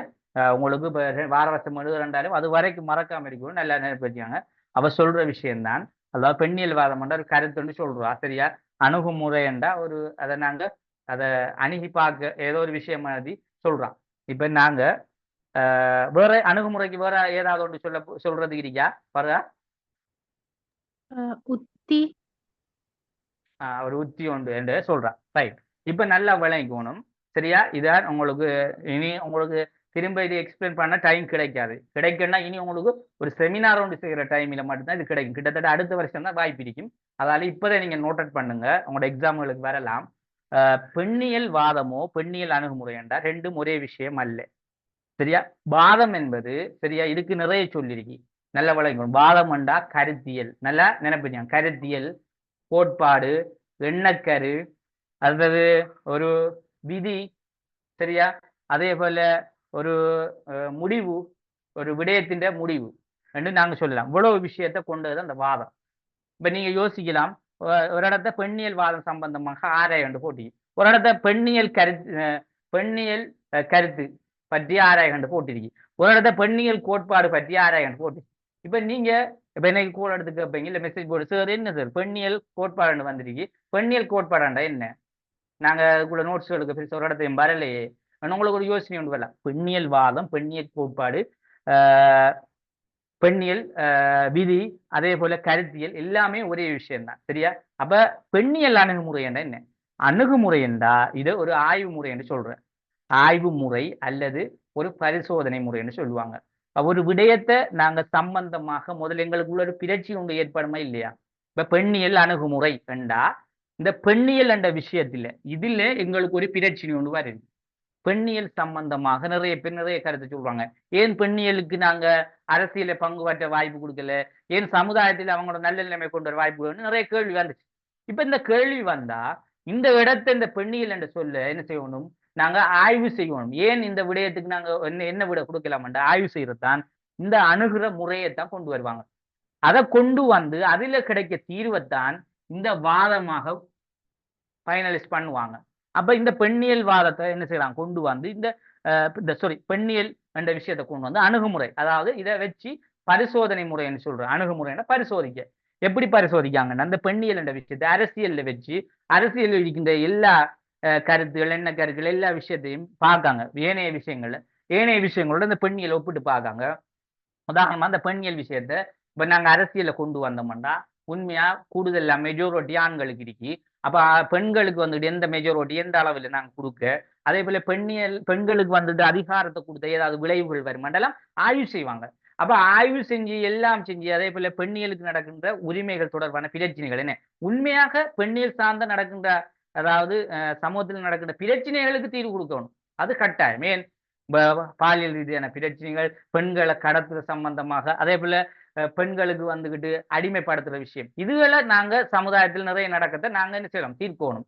ஆனா இப்ப ஒரு சில பிரச்சனைகள் இருக்கும். இப்ப பொதுவா பெண்களுக்கு வந்துட்டு ஒரு ஜனாதிபதி பதவியை கொடுக்கின்றது.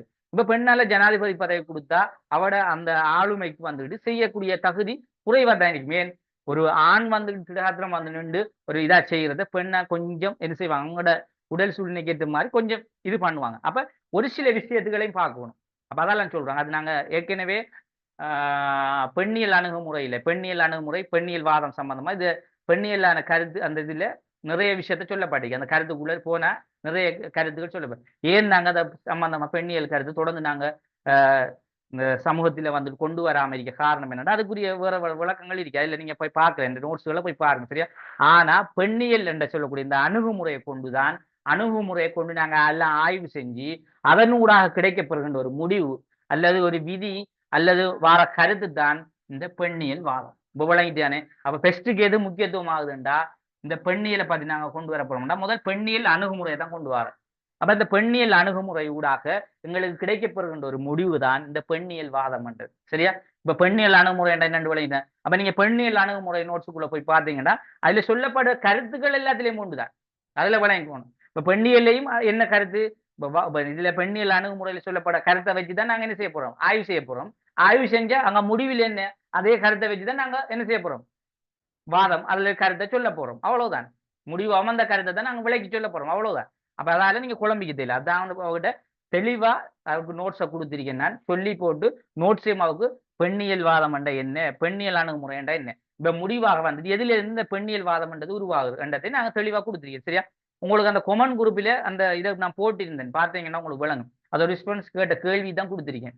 ஏன்னா இந்த முறை பெரும்பாலும் இந்த பெண்ணியல் சம்பந்தமான கேள்வி இதுவரைக்கும் வரல. ஏன்னா இந்த புதுசா கொண்டு வரப்பட்ட ஒரு பாடத்திட்டம் தான் இந்த பெண்ணியல் வாதம், பெண்ணியல் அணுகுமுறை. ஆனா இது வரைக்கும் இன்னும் கேள்வி ஒன்று போடல. இந்த தரம் போட்டாலும் போடல, கடந்த 6 வருடங்களா போடல, கட்டாயம் போடலாம். சரியா? இதுல உங்களுக்கு இனி குழப்பம் ஒன்று வரப்படாது. சரியா? அணுகுமுறை என்ற ஆய்வு செய்கிற ஒரு பகுதி. சரியா? நல்லா விளங்கணும்.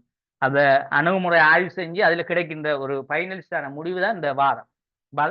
நாங்க இவ்வளவு நேரம் பார்த்த வாதங்கள் எல்லாம் இப்ப தாராண்மை வாதம் வந்துகிட்டு அந்த தாராண்மை வாதத்துக்குரிய அணுகுமுறை ஏனென்றா நாங்க அதெல்லாம் பார்க்கையிலே அதெல்லாம் எங்களுக்கு தேவையில்லை. தாராண்மை வாதத்துக்குன்ற ஒரு அணுகுமுறையோ சம உடைமை வாதத்துக்குரிய அணுகுமுறை எல்லாம் தேவையில்லை. ஏனென்றா அணுகுமுறை என்றா எங்களுக்கு என்று சொல்லப்பட்ட அணுகுமுறை முக்கியமாக 7 தான் எங்களோட சிலபஸ்ல சொல்லப்பட்டது. ஏனென்றா அது பிரசித்தியான அணுகுமுறை. அதாவது அரசறிவியல் என்ற பாடத்தை நாங்க எப்ப ஸ்டார்ட் பண்ணி இதை உருவாக்கினாங்களோ அந்த காலத்திலிருந்து அந்த முக்கியத்துவமாக்கப்பட்டது அந்த அணுகுமுறை மட்டும்தான். அப்ப அதை மட்டும்தான் நாங்க பார்க்கணும். அப்ப அதுக்காக நாங்க யோசிப்போம் சார். அப்ப சம உடைமைவாதம், தாராண்மைவாதம், அதே போல ஜனநாயகவாதம் எல்லாம் இருக்கிறது. அதுக்கும் அணுகுமுறை இருக்குதானே, எல்லாத்துக்கும் அணுகுமுறை இருக்குதானே. ஏன்னா அது எங்களுக்கு அது அணுகுமுறை நாங்க படிக்கணும் அவசியம் இல்லை. எங்களுக்கு அதுல வாதம் தான் தேவை. ஏன் அந்த கருத்து அதை கொண்டு அரசியல் செய்யலாம்ன்றது எங்களுக்கு தேவை. சரியா? இப்ப அணுகுமுறை என்று தனியா அணுகுமுறைகள் என்ற பகுதியில எது எது இந்த பாடப்பரப்புல முக்கியத்துவம் பெற்றதோ அதான் எங்களுக்கு தேவை. அப்ப வாதத்தில் எது முக்கியத்துவமாக எல்லாராலும் பேசப்படக்கூடிய வாதமோ அதான் எங்களுக்கு முக்கியம். அப்ப அதுக்காக எங்களுக்குள்ள யோசனை ஒன்று கேள்வி ஒன்று வாரத்துக்காக நாங்க எல்லாத்தையும் போட்டு அலட்டிக்க தேவையில்லை. அப்ப எங்களுக்கு நோட்ஸில் உள்ள விஷயத்தின் அடிப்படையில படிச்சா போதும். அப்ப பெண்ணியல் வாதம் வேண்டா இந்த அந்த வாதம் வேண்டா இந்த 8 தானே எங்களுக்கு வாதம் பண்றதை நீங்க உங்களோட மைண்ட்ல போட்டுவிட்டா சரி. அணுகுமுறை என்றா இந்த 7 தானே எங்களுக்கு அணுகுமுறை. இப்ப நாங்க படிக்க கூட கிட்டத்தட்ட மரபு ரீதியான அணுகுமுறையை பொறுத்தளவில் 5 அணுகுமுறை இருக்கு. நீங்க இந்த நோட்ஸை யூனிட் 1ல் இருக்க நோட்ஸை ஃபுல்லா பாருங்க, எப்படி நோட்ஸ் கொடுத்துருக்கேன்னு. அதுல உங்களுக்கு எல்லாமே தியரியா கொடுத்துருக்கேன். அதுல வந்துட்டு யூனிட் 1ல மரபு ரீதியான அணுகுமுறை 5 இருக்கு. நாங்க அந்த 5 அணுகுமுறையும் படிக்கிறதில்லை. ஆனா நாங்க வந்துட்டு கிட்டத்தட்ட நாங்க 10-11 வருஷமாவது 7 எடுத்து அந்த காலத்துல அந்த எழுதக்குள்ள வந்துட்டு எங்களுக்கு அந்த 12 அணுகுமுறை தான் நாங்க. அதுல நவீன அணுகுமுறை 7, மரபு ரீதியான அணுகுமுறை 5. அப்ப 12 அணுகுமுறை நாங்க படிக்கணும் நோட்ஸுக்கு. ஆனா இப்போ உங்களுக்கு சிலபஸ் என்ன செஞ்சாங்க, புதிய திட்டமா கொண்டு வந்து பாடப்பரப்புல நிறைய விஷயத்த குறைச்சிருக்காங்க. அதுல உங்களுக்கு மரபு ரீதியில 2 அணுகுமுறை தான் தந்திருக்காங்க. என்ன அதுல தத்துவார்த்தம், ஒப்பீட்டு அணுகுமுறை, இது 2 தான் முக்கியம். மற்றது அங்கால நீங்க நவீனத்துல பாத்தீங்கன்னா நடத்தைவாதம், அதாவது விஞ்ஞான அணுகுமுறை, அதே போல அரசியல் பொருளாதார அணுகுமுறை, இந்த பெண்ணியல் வாதம் என்று சொல்லக்கூடிய அணுகுமுறை, பன்மைத்துவ அணுகுமுறை, சமூகவியல் என்ன அந்த அணுகுமுறை, இந்த இவ்வளவு தான் இதுல சொல்லப்பட்ட விஷயம். அப்ப நீங்க அந்த அதுக்கேற்ற மாதிரி இப்ப உங்களுக்கு சிலபஸ்லயோ கைட்லயோ உங்களோட தியரியில என்னத்தை படிச்சு கொடுக்கணும் சேர்க்குலர் ஆசிரியர் வழிகாட்டு என்று சொல்லக்கூடிய அந்த சேர்க்குலர்லயோ என்ன சொல்லப்பட்டிருக்கோ அந்த விஷயத்தை மட்டும் நீங்க படிச்சா போதும். இப்ப எல்லாருக்கும் சில நோட்ஸ்கள் சேர்மார்கிட்ட அங்கங்கே எல்லாம் போய் இதெல்லாம் எல்லா சேர்மாரும் சொல்லி தர மாட்டாங்க. தெளிவான விடயத்தை யாருமே சொல்லி தரல. அவங்களுக்கு தேவை காசு. அவட பிள்ளைகள் வந்தா அவடத்தை வச்சு அந்த பாடம் சம்பந்தமா கொஞ்சம் விளங்கப்படுத்துவாங்க. சிலபஸும் கூட முடிக்க மாட்டாங்க. நான் பிராக்டிக்கலா நடந்த விஷயம். நிறைய பிள்ளைகள் என்னிட்ட சொல்லி இருக்குது. அதான் நான் சொல்றேன் என்னண்டா, இப்ப 2025 நான் எழுதுறாக்கள் நிறைய பேர் இப்ப மடுபாட்டு போட்டு தான் எக்ஸாமுக்கு போயிருக்காங்க. ஏனண்டா யாருக்கிட்டையும் சரியா நோட்ஸ் இல்லை. எனக்கிட்ட கடைசி நேரத்துல எவ்வளவு நோட்ஸ் கேட்டீங்க பிள்ளை. அப்ப நான் என்ன ஏண்ட அளவுக்கு நோட்ஸ் கொடுத்திருக்கேன். பேப்பர் கிளாஸுக்கு வந்தாக்கள் ஏண்ட அளவுக்கு கொடுத்திருக்கேன். அதுவும் இல்லாம இந்த முறை வார எதிர்பார்க்க வினாக்களும் கூட கொடுத்திருக்கேன். ஃப்ரீயா கொடுத்திருக்கேன். நான் சில பேமெண்ட் கிளாஸுக்கு வந்தாக்கள் கொடுத்து ஃப்ரீயாவும் கோமன் குரூப்ல கொடுத்திருக்கேன். இந்த எதிர்பார்க்க வினாக்கள் யாரும் சிறமா கொடுக்க மாட்டாங்க. நான் வந்துட்டு பொதுவா கொமன் குரூப் நிறைய அந்த 150 குரூப்புகள் இருக்கு. அதுகளை எல்லாம் கொடுத்துருக்கேன். ஏன் கொடுத்தேன்டா பிள்ளைகள் படிச்சுட்டு போகட்டும். இது படிக்கத்தால என்னன்னா எங்களுக்கு ஒரு நன்மையான விஷயம், பிள்ளைகள் எங்களை தேடி வருங்கள்ன்றது என்ன நல்ல சேர தேடி வரணும்ன்றது தான் கொடுத்துருக்கு. சரி, அதால இந்த வருஷம் அந்த கேள்விகள் வந்தா அதிகமான பிள்ளைகள் எங்களை தேடி வாரத்துக்கு வாய்ப்பு இருக்கு.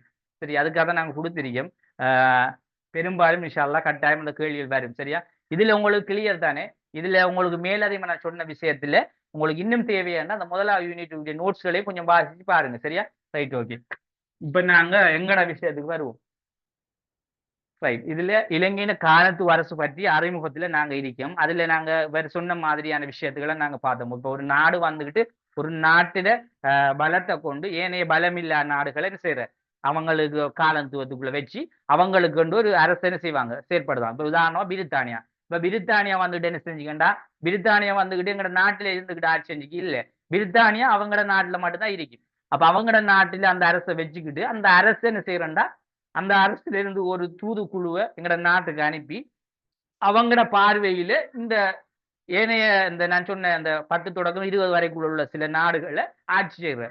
இப்ப எல்லா இதுவும் வந்துகிட்டு இதுல வார இங்க இருந்து சுரண்டுறது காசு பணங்கள், இந்த காசுல பொருளாதார விடயங்கள், அதே போல இங்க எங்கட நாட்டுல இருக்க அனைத்து வளங்களும் எங்க போகுது, ஹெட்டுக்கு தான் போகும், பிரித்தானியாவுக்கு போகும். அப்ப அவங்களோட காலத்துவம் தானே. அப்ப அவங்க தானே இங்க அரசை வைக்காங்க.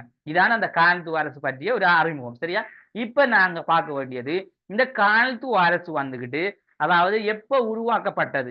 அப்ப இது வந்துட்டு நாங்க ஏற்கனவே சொன்னோம், 1796 தான் அது ஆரம்பம்.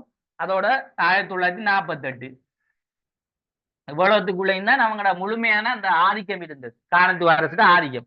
இந்த 48க்கு பிறகு ஆங்கிலேயர் வந்துட்டு பெய்தாங்க, சுதந்திரத்தை கொடுத்துட்டு. இருந்தாலும் 72 வரைக்கும் அவங்களோட ஒரு சின்ன ஒரு தாக்கம் ஒன்று இருந்துச்சு. அவங்களோட சில வர்த்தக நிலையமாக எங்களோட இலங்கையை தான் வச்சு கொண்டாங்க. அப்ப பூரணமாக போகவும் இல்லை. நூற்றுக்கு ஒரு 70% தான் போனது, மிச்சம் 30% இருந்து 72ஆம் ஆண்டு யாப்பு வரை. அப்படி இல்லாம இவங்க எங்களோட நாட்டை என்ன செஞ்சாங்க, ஆக்கிரமிப்பு செஞ்சாங்க. ரைட். அந்த அடிப்படையில நாங்க முதலாவது பார்க்க வேண்டிய விஷயம் பிள்ளைகள், இலங்கையை பிரித்தானியர்கள் கைப்பற்றி ஆட்சி புரிந்த காலமே காலத்துவ ஆட்சி. இது பொதுவாக நாங்க சொல்ற விஷயம். அப்ப இதுல வந்துகிட்டு என்று வரையறை செய்யப்பட்டுள்ள ஒரு விடயத்தை, அதாவது 1796 தொடக்கம் 1948 வரையான காலப்பகுதிக்குள்ள அந்த ஆட்சி. இப்ப இந்த ஆட்சிக்குரிய காலத்தை நாங்க கொஞ்சம் இது சம்பந்தமா கேட்கக்குள்ள கட்டாயம் எழுதுன்னு இல்லை, இந்த ஆண்டை கொஞ்சம் நினைப்பு வச்சுக்காங்க. ஏன்னா இதை போட்டலினா உங்களுக்கு நல்ல மார்க்ஸ் கிடைக்கும். அப்ப எங்களோட நாட்டை வந்துகிட்டு இலங்கையை வந்துட்டு பிரித்தானியர்கள் 1796 தொடக்கம் 1948 வரை அவங்களுடைய காலத்துவத்துக்குள்ளேயே ஆட்சி செய்து வந்ததாக நாங்க பார்க்கிறோம். முதலாவது ஒரு விஷயம். அதே போல நாங்க சொல்லலாம், இந்த காலத்துவ அரசு என்பது அடுத்த கட்டம் என்ன செய்யப்படுதுண்டா, பிரித்தானியா, பிரான்ஸ், ஒல்லாந்து மற்றும் போர்த்துகல் போன்ற ஐரோப்பிய அல்லாத சமூகத்தில் ஐரோப்பிய காலத்துவ அதிகாரத்தில் நேரடியாக கீழ்நிலைப்பட்டிருந்த ஐரோப்பிய அல்லாத சமூகம் விருத்தி அடைந்த அரச மாதிரியே காலத்துவ அரசு. அப்ப நாங்க இந்த காலத்துவ அரசை பத்தி இன்னும் ஒரு விளக்கம் உங்களுக்கு தெரிய வேண்டும். என்னன்னா, இந்த பிரித்தானியா, நான் சொன்ன பிரான்ஸ் வந்துகிட்டு இந்த ஆரம்பத்தில் இருந்தது. அப்ப பிரித்தானியா, பிரான்ஸை சேர்த்து ஒல்லாந்து மற்றும் போர்த்துகேயர் இந்த ஐரோப்பிய காலத்துவ அதிகாரங்களுக்கு நேரடியாக கீழ்பட்டிருந்த ஐரோப்பிய அல்லாத சமூகத்தில் விருத்தி அடைந்த அரசு மாதிரி. அப்ப ஏன் நாங்க சொல்றோம்டா, பொதுவா வந்துட்டு காலத்துவ அரசை பத்தி நாங்க விளங்கணும்டா, காலத்துவ அரசு வந்துட்டு எப்படி முதல்ல உருவாக்கப்பட்ட எவ்வளவு காலத்துக்கு இருந்ததுன்றதை சொன்னோம். என்ன அதுலயும் இலங்கையில பிரித்தானியர்கள காலத்துவம் தான் முக்கியத்துவம். என்ன அது 1796 தொடக்கம் 1948. அதுலயும் இன்னும் ஒரு விடயத்தை சொல்றாங்க. எப்படின்னா, காலத்துவத்தை பத்தி நீங்க பூரணத்துவம் விளங்கணும்டா, முதலாவது காலத்துவம்டா வந்துட்டு நாங்க பாக்குற போர்த்துகேயர், ஒல்லாந்தர், ஆங்கிலேயர், இந்த பிரான்சியர், அதுபோல ஆங்கிலேயர். அப்ப இவங்களெல்லாம் வந்துகிட்டு ஒரு ஐரோப்பிய நாடுகள்ல வந்தவங்க. என்ன இந்த ஐரோப்பியர்களை மட்டும் கொண்டு, அதாவது ஐரோப்பியர்கள அந்த நாடுகள் சார்ந்த நாடு இல்லாம உள்ள ஏனைய இதுகள உள்ள நாடுகளை கொண்ட அரசுகளை இவங்க ஆளுகைக்குட்படுத்துறது தான் இந்த என்னது காலத்துவ அரசுன்றது. அப்ப இந்த காலத்துவ அரசுடைய முக்கியத்துவமான நாடுகள் யாரா இருப்பாங்கன்னா, ஒன்று அந்த ஐரோப்பியாவை சேர்ந்த முழு நாடுகளும், உதாரணமாக போர்த்துகல், அதே போல ஒல்லாந்து, பிரான்ஸ், அதே போல பிரித்தானியா, இந்த நாலும் வந்துட்டு ஐரோப்பியா இதுக்குள்ள. அப்ப இந்த ஐரோப்பியாவிலே இருக்கின்ற அந்த நாடுகள் தான் என்ன செய்யும்டா, ஏனைய நாடுகள்ல காலத்துவம் செய்வாங்க. காலத்துவம் செய்யறா ஆட்சிக்குட்படுத்துற. ஆனா அவங்களோட நாட்டு அந்த அவங்களோட பிராந்தியத்தில் உள்ள நாடுகளை தவிர உள்ள இந்த வேற சில அந்த வறுமையாக கஷ்டத்தில் இருக்க சில நாடுகளை கொண்டுதான் இந்த ஆக்கிரமிப்பு ஆட்சி செயற்பாடுகள் நடந்தது. இதை நீங்க தெளிவாக வழங்கணும். அப்ப இங்க சொல்லப்பட்ட விஷயம் வந்துட்டு அதேதான். அதாவது பிரித்தானியா, பிரான்ஸ், ஒல்லாந்து மற்றும் போர்த்துகல் போன்ற ஐரோப்பிய அல்லாத இந்த 4 நாடுகள், அதாவது ஐரோப்பிய நாடுகள் அல்லாத சமூகத்தில் விருத்தி அடைந்த அரசு மாதிரி.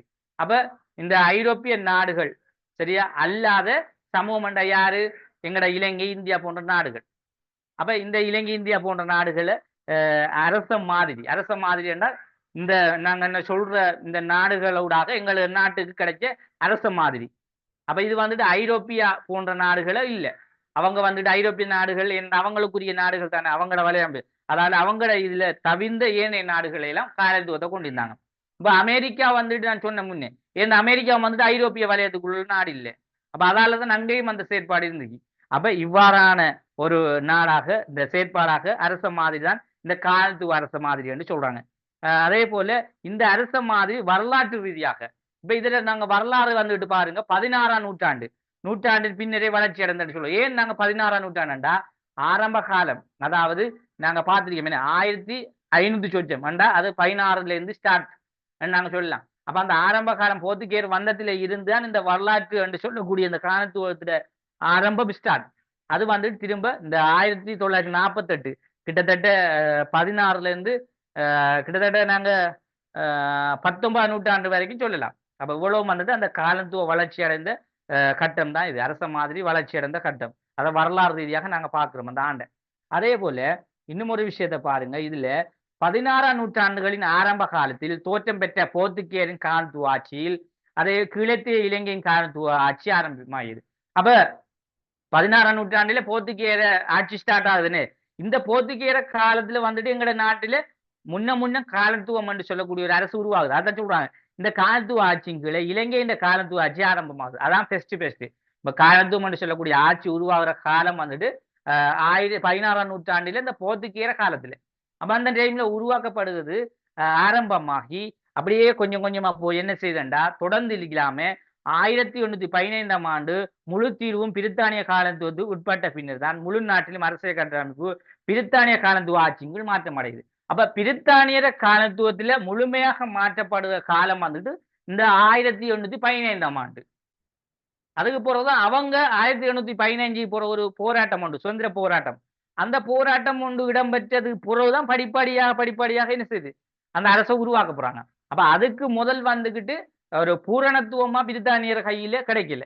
அதுக்கு முதல் இந்த ஒல்லாந்தர் போர்த்துகீர் அந்த ஏனைய பகுதிகள் ஏனைய அந்த இதுங்கள்ட்ட இருக்கு. ஏண்டா முழுமையா வந்துகிட்டு இந்த 1815 தான் பிரித்தானியர்கள கையில இந்த காலத்துவ ஆட்சி கிடைக்க போறது. சரியா? அதையும் நாங்க விளங்கிக்கணும். ஏன்னா நாங்க இதுல மெயின் வந்துட்டு பிரித்தானியரை பார்த்து நாங்க பிரித்தானியரை வச்சுதான் நாங்க இந்த அரசியல் அமைப்பு மாதிரிகளை பார்க்க போறோம். அதால அதுக்கு முன்னுள்ள விஷயத்தை நாங்க பார்க்கணும். அதுல முக்கியமா சொல்லப்பட்ட பிரித்தானியர்கள்ல முக்கியமான சில விடயங்களையும் பார்க்க வேண்டியிருக்கு. அதே போல பாருங்க, இந்த காலத்துவ ஆட்சிக்கு முன்னர் காணப்பட்ட ஆரம்ப காலத்துவ அரசுகள். அப்ப இந்த காலத்துவம் அந்த பிரித்தானியர காலத்துவ அரசுக்கு முன்னதான சில காலத்துவ அரசுகள்ல வந்துட்டு இலங்கை, புரேனே, இந்தோனேசியா அல்லது இந்தியா போன்ற நிலமானி அரசுகளாக இருந்தன. இல்லையேல் பெரும்பாலான ஆப்பிரிக்க நாடுகளையும் போல போத்திர அரசுகளாக இருந்தன. அப்ப நீங்க இதுல ஒரு விஷயத்தை நீங்க விளங்கணும். இப்ப காலத்துவ ஆட்சிக்கு முன்னர் காணப்பட்ட ஆரம்ப காலத்துவ அரசுகள் ஒன்றில் இலங்கை வந்துட்டு புருணை, இந்தோனேசியா அல்லது இந்தியா போன்ற நிலமானி அரசாக இருந்தன. அப்ப இந்த காலத்துவ அரசு வாரத்துக்கு முதல்ல எங்க நாடு வந்துட்டு நிலமானி அரசாக இருந்தன. அப்ப அதைத்தான் நாங்க சொல்றோம், இந்த பிரித்தானியர் வராட்டி எங்கட நாட்டிலே இப்படி அரசு தராட்டி நாங்களும் ஒரு சோமாலியா போல, அதாவது அந்த ஆப்பிரிக்க நாடுகளை போல வறுமை கோட்டில நாங்க இருந்துக்குவோம். அதை விளங்குவோம். நாங்க பிராக்டிக்கலா பார்த்தா தான் நடந்துருக்கு. அப்ப அவங்க வந்ததும் எங்கட ஒரு வகைக்கு நல்ல விஷயம்தான் என்றது இப்பதான் நாங்க புரிஞ்சு கொள்றோம். சரியா? அப்ப அதனாலதான் நாங்க பார்க்கலாம். அப்ப நிலமானி அரசாக இருந்தன. இல்லையேல் பெரும்பாலான ஆப்பிரிக்க நாடுகளைப் போல கோத்திர அரசுகளாத்தான் இன்று வரைக்கும் எங்கட நாடு இருந்திருக்குமா. கோத்திர அரசுண்டா சின்ன குட்டி அரசுகளை கொண்டு சொல்லுங்க. சைனப் எதுவும் சொல்லணுமா?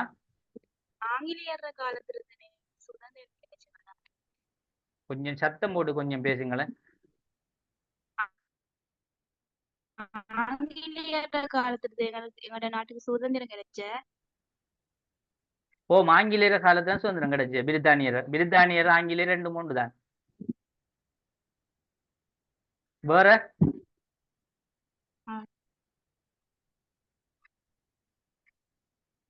வேற ஏதாவது கேட்கணும் கேளுங்களேன். டவுட் இருந்தா கேட்கணும் பிள்ளைகள், கேளுங்க. வேற சரி, ஓகே, ரைட். அவ ஒரு கேள்வி ஒன்று கேட்டா, உண்மையா நல்ல கேள்வி. அதாவது இந்த ஆங்கிலேயர காலத்திலே சுதந்திரம் கிடைச்சுண்டு. சரியா? இதுவும் சிலருக்கு தெரியாம இருக்கலாம், தெரிஞ்சு கொள்ளுங்க. உண்மையாவே எங்கட நாடு 1948 சுதந்திரம் அடைஞ்சு, அதாவது ஆங்கிலேயர காலத்துல. ஆங்கிலேயர் யாரு? பிரித்தானியர். சரியா? அவங்க எங்க இருந்து வந்த? பிரித்தானியாவில இருந்து வந்த. சரியா? இப்ப நாங்க பிரித்தானியாவுக்கு பல பேர்கள் சொல்றோம். என்ன? யுனைடெட் கிங்டம், அப்படியெல்லாம் பல பேர்கள் எல்லாம் இருக்கு. அப்ப இதையும் நீங்க விளங்கிக் கொள்ளுங்க. சரியா? அவ கேட்ட கேள்வி. அடுத்தது பாருங்க, இப்ப நாங்க எங்கட நாடு ஒரு பின்தாங்கின நாடா இருக்கிறோம்ன்றது நம்ம ஏன் நாங்க சொன்னோம்டா, உண்மையா இந்த காலத்துவ அரசுன்றது உருவாம இந்த எங்கட நாடு நிலமானி அரசுகளாக இருந்திருந்தா, இந்த கோத்திர அரசுண்டா அது வந்துட்டு ஒரு வறுமையான சில நாடுகளை மட்டும்தான் இருக்கும். இப்ப வறுமையாண்டா சின்ன அரசு, ஒரு சின்ன தலைவர் ஒன்று இருப்பார். அதுல வசதியும் இருக்காது, சரியான பொருளாதாரம் இருக்காது. சில டைமுகளை அந்த நீங்க பார்த்துருப்பீங்க, அந்த ஆப்பிரிக்க நாடுகளை கூடுதலா தான் இருக்கு. அப்ப அதுல மக்களும் வந்துக்கிட்டு அண்டைக்காண்ட தின்றதுக்கு முன்னா வழி இல்லாத மக்களாக இருப்பான். இப்ப இந்த செயற்பாடுகளையும் நாங்க பார்க்கிறோம். ரைட். இப்ப நாங்க டைமும் உங்களுக்கு நெருங்கிட்டு இல்லை. ரைட். நாங்க அடுத்த வகுப்புல, சரியா, இன்னைக்கு நாங்க கொஞ்சம் நிறைய விஷயம் பார்த்திருக்கோம். நான் உங்களுக்கு போட்டோ பிடிச்சி அனுப்பின வரைக்கும் பார்த்திக்கல, இன்னும் கொஞ்சம் இருக்கு. அதையும் பார்க்கண்டா அதுக்கு டைம் கொண்டு போகணும், இன்ட்ரெஸ்டா போகும். அது நாங்க அடுத்த வகுப்புல பார்ப்போம், நாளைய கிளாஸ்ல பார்ப்போம். நாளைய கிளாஸ்ல இந்த காலத்துவ அரசு ஒன்று உருவாகிறதும், காலத்துவ அரசால வந்துட்டு சமூக அரசியல் முறைமை, சரியா, சமூக அரசியல் முறைமையிட மாற்றங்கள் என்ன ஏற்பட்டதுன்றதை அடுத்த வகுப்புல பார்ப்போம். சரியா? ரைட். இந்த கொஞ்சம் பிள்ளைகள் நீங்க என்ன செய்யுங்கண்டா, உங்களால திரும்ப சொல்ற ஒரே ஒரு விஷயம் தான், உங்களோட கொமன் குரூப்ல வந்துக்கிட்டு நான் இப்போ ஒரு விளம்பரம் ஒன்று போட்டு என்ன விஷயம் பண்ணா, பிள்ளைகள் எடுக்கிறதுக்காக வந்துட்டு 2026 2027 போட்டிருக்கேன். எனக்கு நிறைய பேர் மெசேஜும் போட்டாங்க கிளாஸுக்கு வரதுக்கு. ஆனால் கூடுதலாக 2027 பிள்ளைலாம் போடுதுகள். கிட்டத்தட்ட ஒரு 7-8 பிள்ளைகள் கிளாஸுக்கு வரப்போன்னு போட்டிருந்தேன். நான் சொன்னேன் நீங்கள் அதில் போட் பண்ணுங்கன்னு சொன்னேன். ஒரு சிலர் போட்டாங்க, போட் பண்ணலை. அவங்களுக்கும் 2 கிளாஸை ஃப்ரீயாக போட்டு அவங்களுக்கு பேமெண்ட் கிளாஸுக்கு எப்படி வாரன்ற விஷயத்தை உங்களுக்கு பிடிச்சிருந்தா வாங்கன்னு சொல்லித்தான் கிளாஸுக்கு அவங்களுக்கு போட்டிக்கேன். 2026 ஒரே ஒரு ஸ்டூடெண்ட் சொல்லிட்டு போட்டிங்க திரும்பவும் நான் போட்டேன். என்னென்னா இந்த மெசேஜ்கள் பிள்ளைகள் போடுறதா கொஞ்சம் நிப்பாட்டி வச்சு போட்டு அந்த நம்மட அந்த இதை மட்டும் கொஞ்சம் நேரம் போட்டால் தான் பிள்ளைகளுக்கு பார்க்கக்கூடிய மாதிரி. அதுக்காக தான் நான் திரும்ப போட்டிருக்கேன். நீ யார் மெசேஜ் போட்டால் நான் போட விட மாட்டேன். கொஞ்சம் குறிப்பிட்ட டைம் வரைக்கும் ஒரு நாள் ஃபுல்லாக நம்மளோட மெசேஜை பார்த்தா பிள்ளைகளை கொஞ்சம் விளங்கும். என்ன அதுக்காக நீங்கள் கொஞ்சம் 7 மண்டாக்கள் ஒரு தமிழ் பொண்ணில் அதாவது எங்களோட கிளாஸ் சம்பந்தமான சில ரிவ்யூஸ்களை கொஞ்சம் கொடுங்க. இப்போ நிறைய 2026 பிள்ளைகள் அதில் இருக்கு. கிட்டத்தட்ட 50 கிட்ட பிள்ளைகள் இருக்கு. என்னோட ஆரம்பத்தில் என்கிட்ட வந்து மெசேஜ் எல்லாம் போட்டாங்க. போட்டு எங்களுக்கு ப்ரீ கிளாஸ் 1-2 பார்க்கல ரெண்டு கேட்டாங்க. ஏன்னா நான் அந்த டைமில் செய்யக்கூடிய நிலைமையில் இல்லை. இப்போ திரும்ப அவங்கள்கிட்ட அந்த விஷயத்தை சொல்லிக் கொள்ளணுமாண்டா அப்போ உங்களோட தான் அந்த சில விளம்பரங்கள் போகணும். அப்போ நீங்கள் கொமன் குரூப்பில் எல்லாரும் ஒவ்வொரு சும்மா சின்ன சின்ன பாயிண்ட்ஸான சில ரிவ்யூகள் இப்போ எங்களோட கிளாஸில் வந்துட்டு திடீர் அளவு போகுது, கொஞ்சம் நல்ல முறையில் போகுது. நீங்கள் அதை உங்களுக்கு இந்த கிளாஸில் வந்து என்னென்ன விஷயத்த விளங்கினீங்க என்ன தெரியுதோ அதை ஒரு டைப் பண்ணி போடுங்க. சரியா? இப்போ என்னையும் சொல்லி இப்படி கொஞ்சம் நல்ல முறையில் இருக்கு நீங்களும் விரும்புகிறவங்க இந்த ப்ரீ கிளாஸ்லையாவது கொஞ்சம் ஜாயின் பண்ணி பார்த்துட்டு அதுக்கப்புறம் நீங்கள் பேமெண்ட் கிளாஸுக்கு வரதா வார இல்லைன்றது முடிவெடுங்கண்டா. அப்படி அந்த நாங்கள் போட்டிக்கு அந்த ப்ரீ கிளாஸுக்குரிய ஒரு விளம்பரம் மாதிரி ஒரு ரிவ்யூஸ் மாதிரி நீங்கள் கொஞ்சம் எல்லாரும் சரியா ஒரு உங்களால் எனக்கு செய்கிற உதவி அது மட்டும்தான். எல்லாரும் கொஞ்சம் செய்யுங்க. சரியா? Right, okay. கிளாஸுக்கு வந்த எல்லாருக்கும் ஜஸாக்கல்லாஹ், நன்றி, வணக்கம். ஏதாவது டவுட்டுகள் ஏதாவது இருந்தால் எனக்கு மெசேஜ் போட்டு கேளுங்க. சரியா? Right, okay. இந்த அப்ரோச் வந்துட்டு அந்த எக்ஸாம் நீங்கள் செஞ்சீங்கன்னா அதை அனுப்புங்களா? சரியா? கொஞ்சம் குயிக்கா அனுப்பி விடுங்க. நான் பார்த்து ஒரு ஆள் அனுப்பிட்டார், நீங்களும் அனுப்பினீங்கன்னா 2 பேரையும் பார்த்து நான் திருத்தி தருவேன்.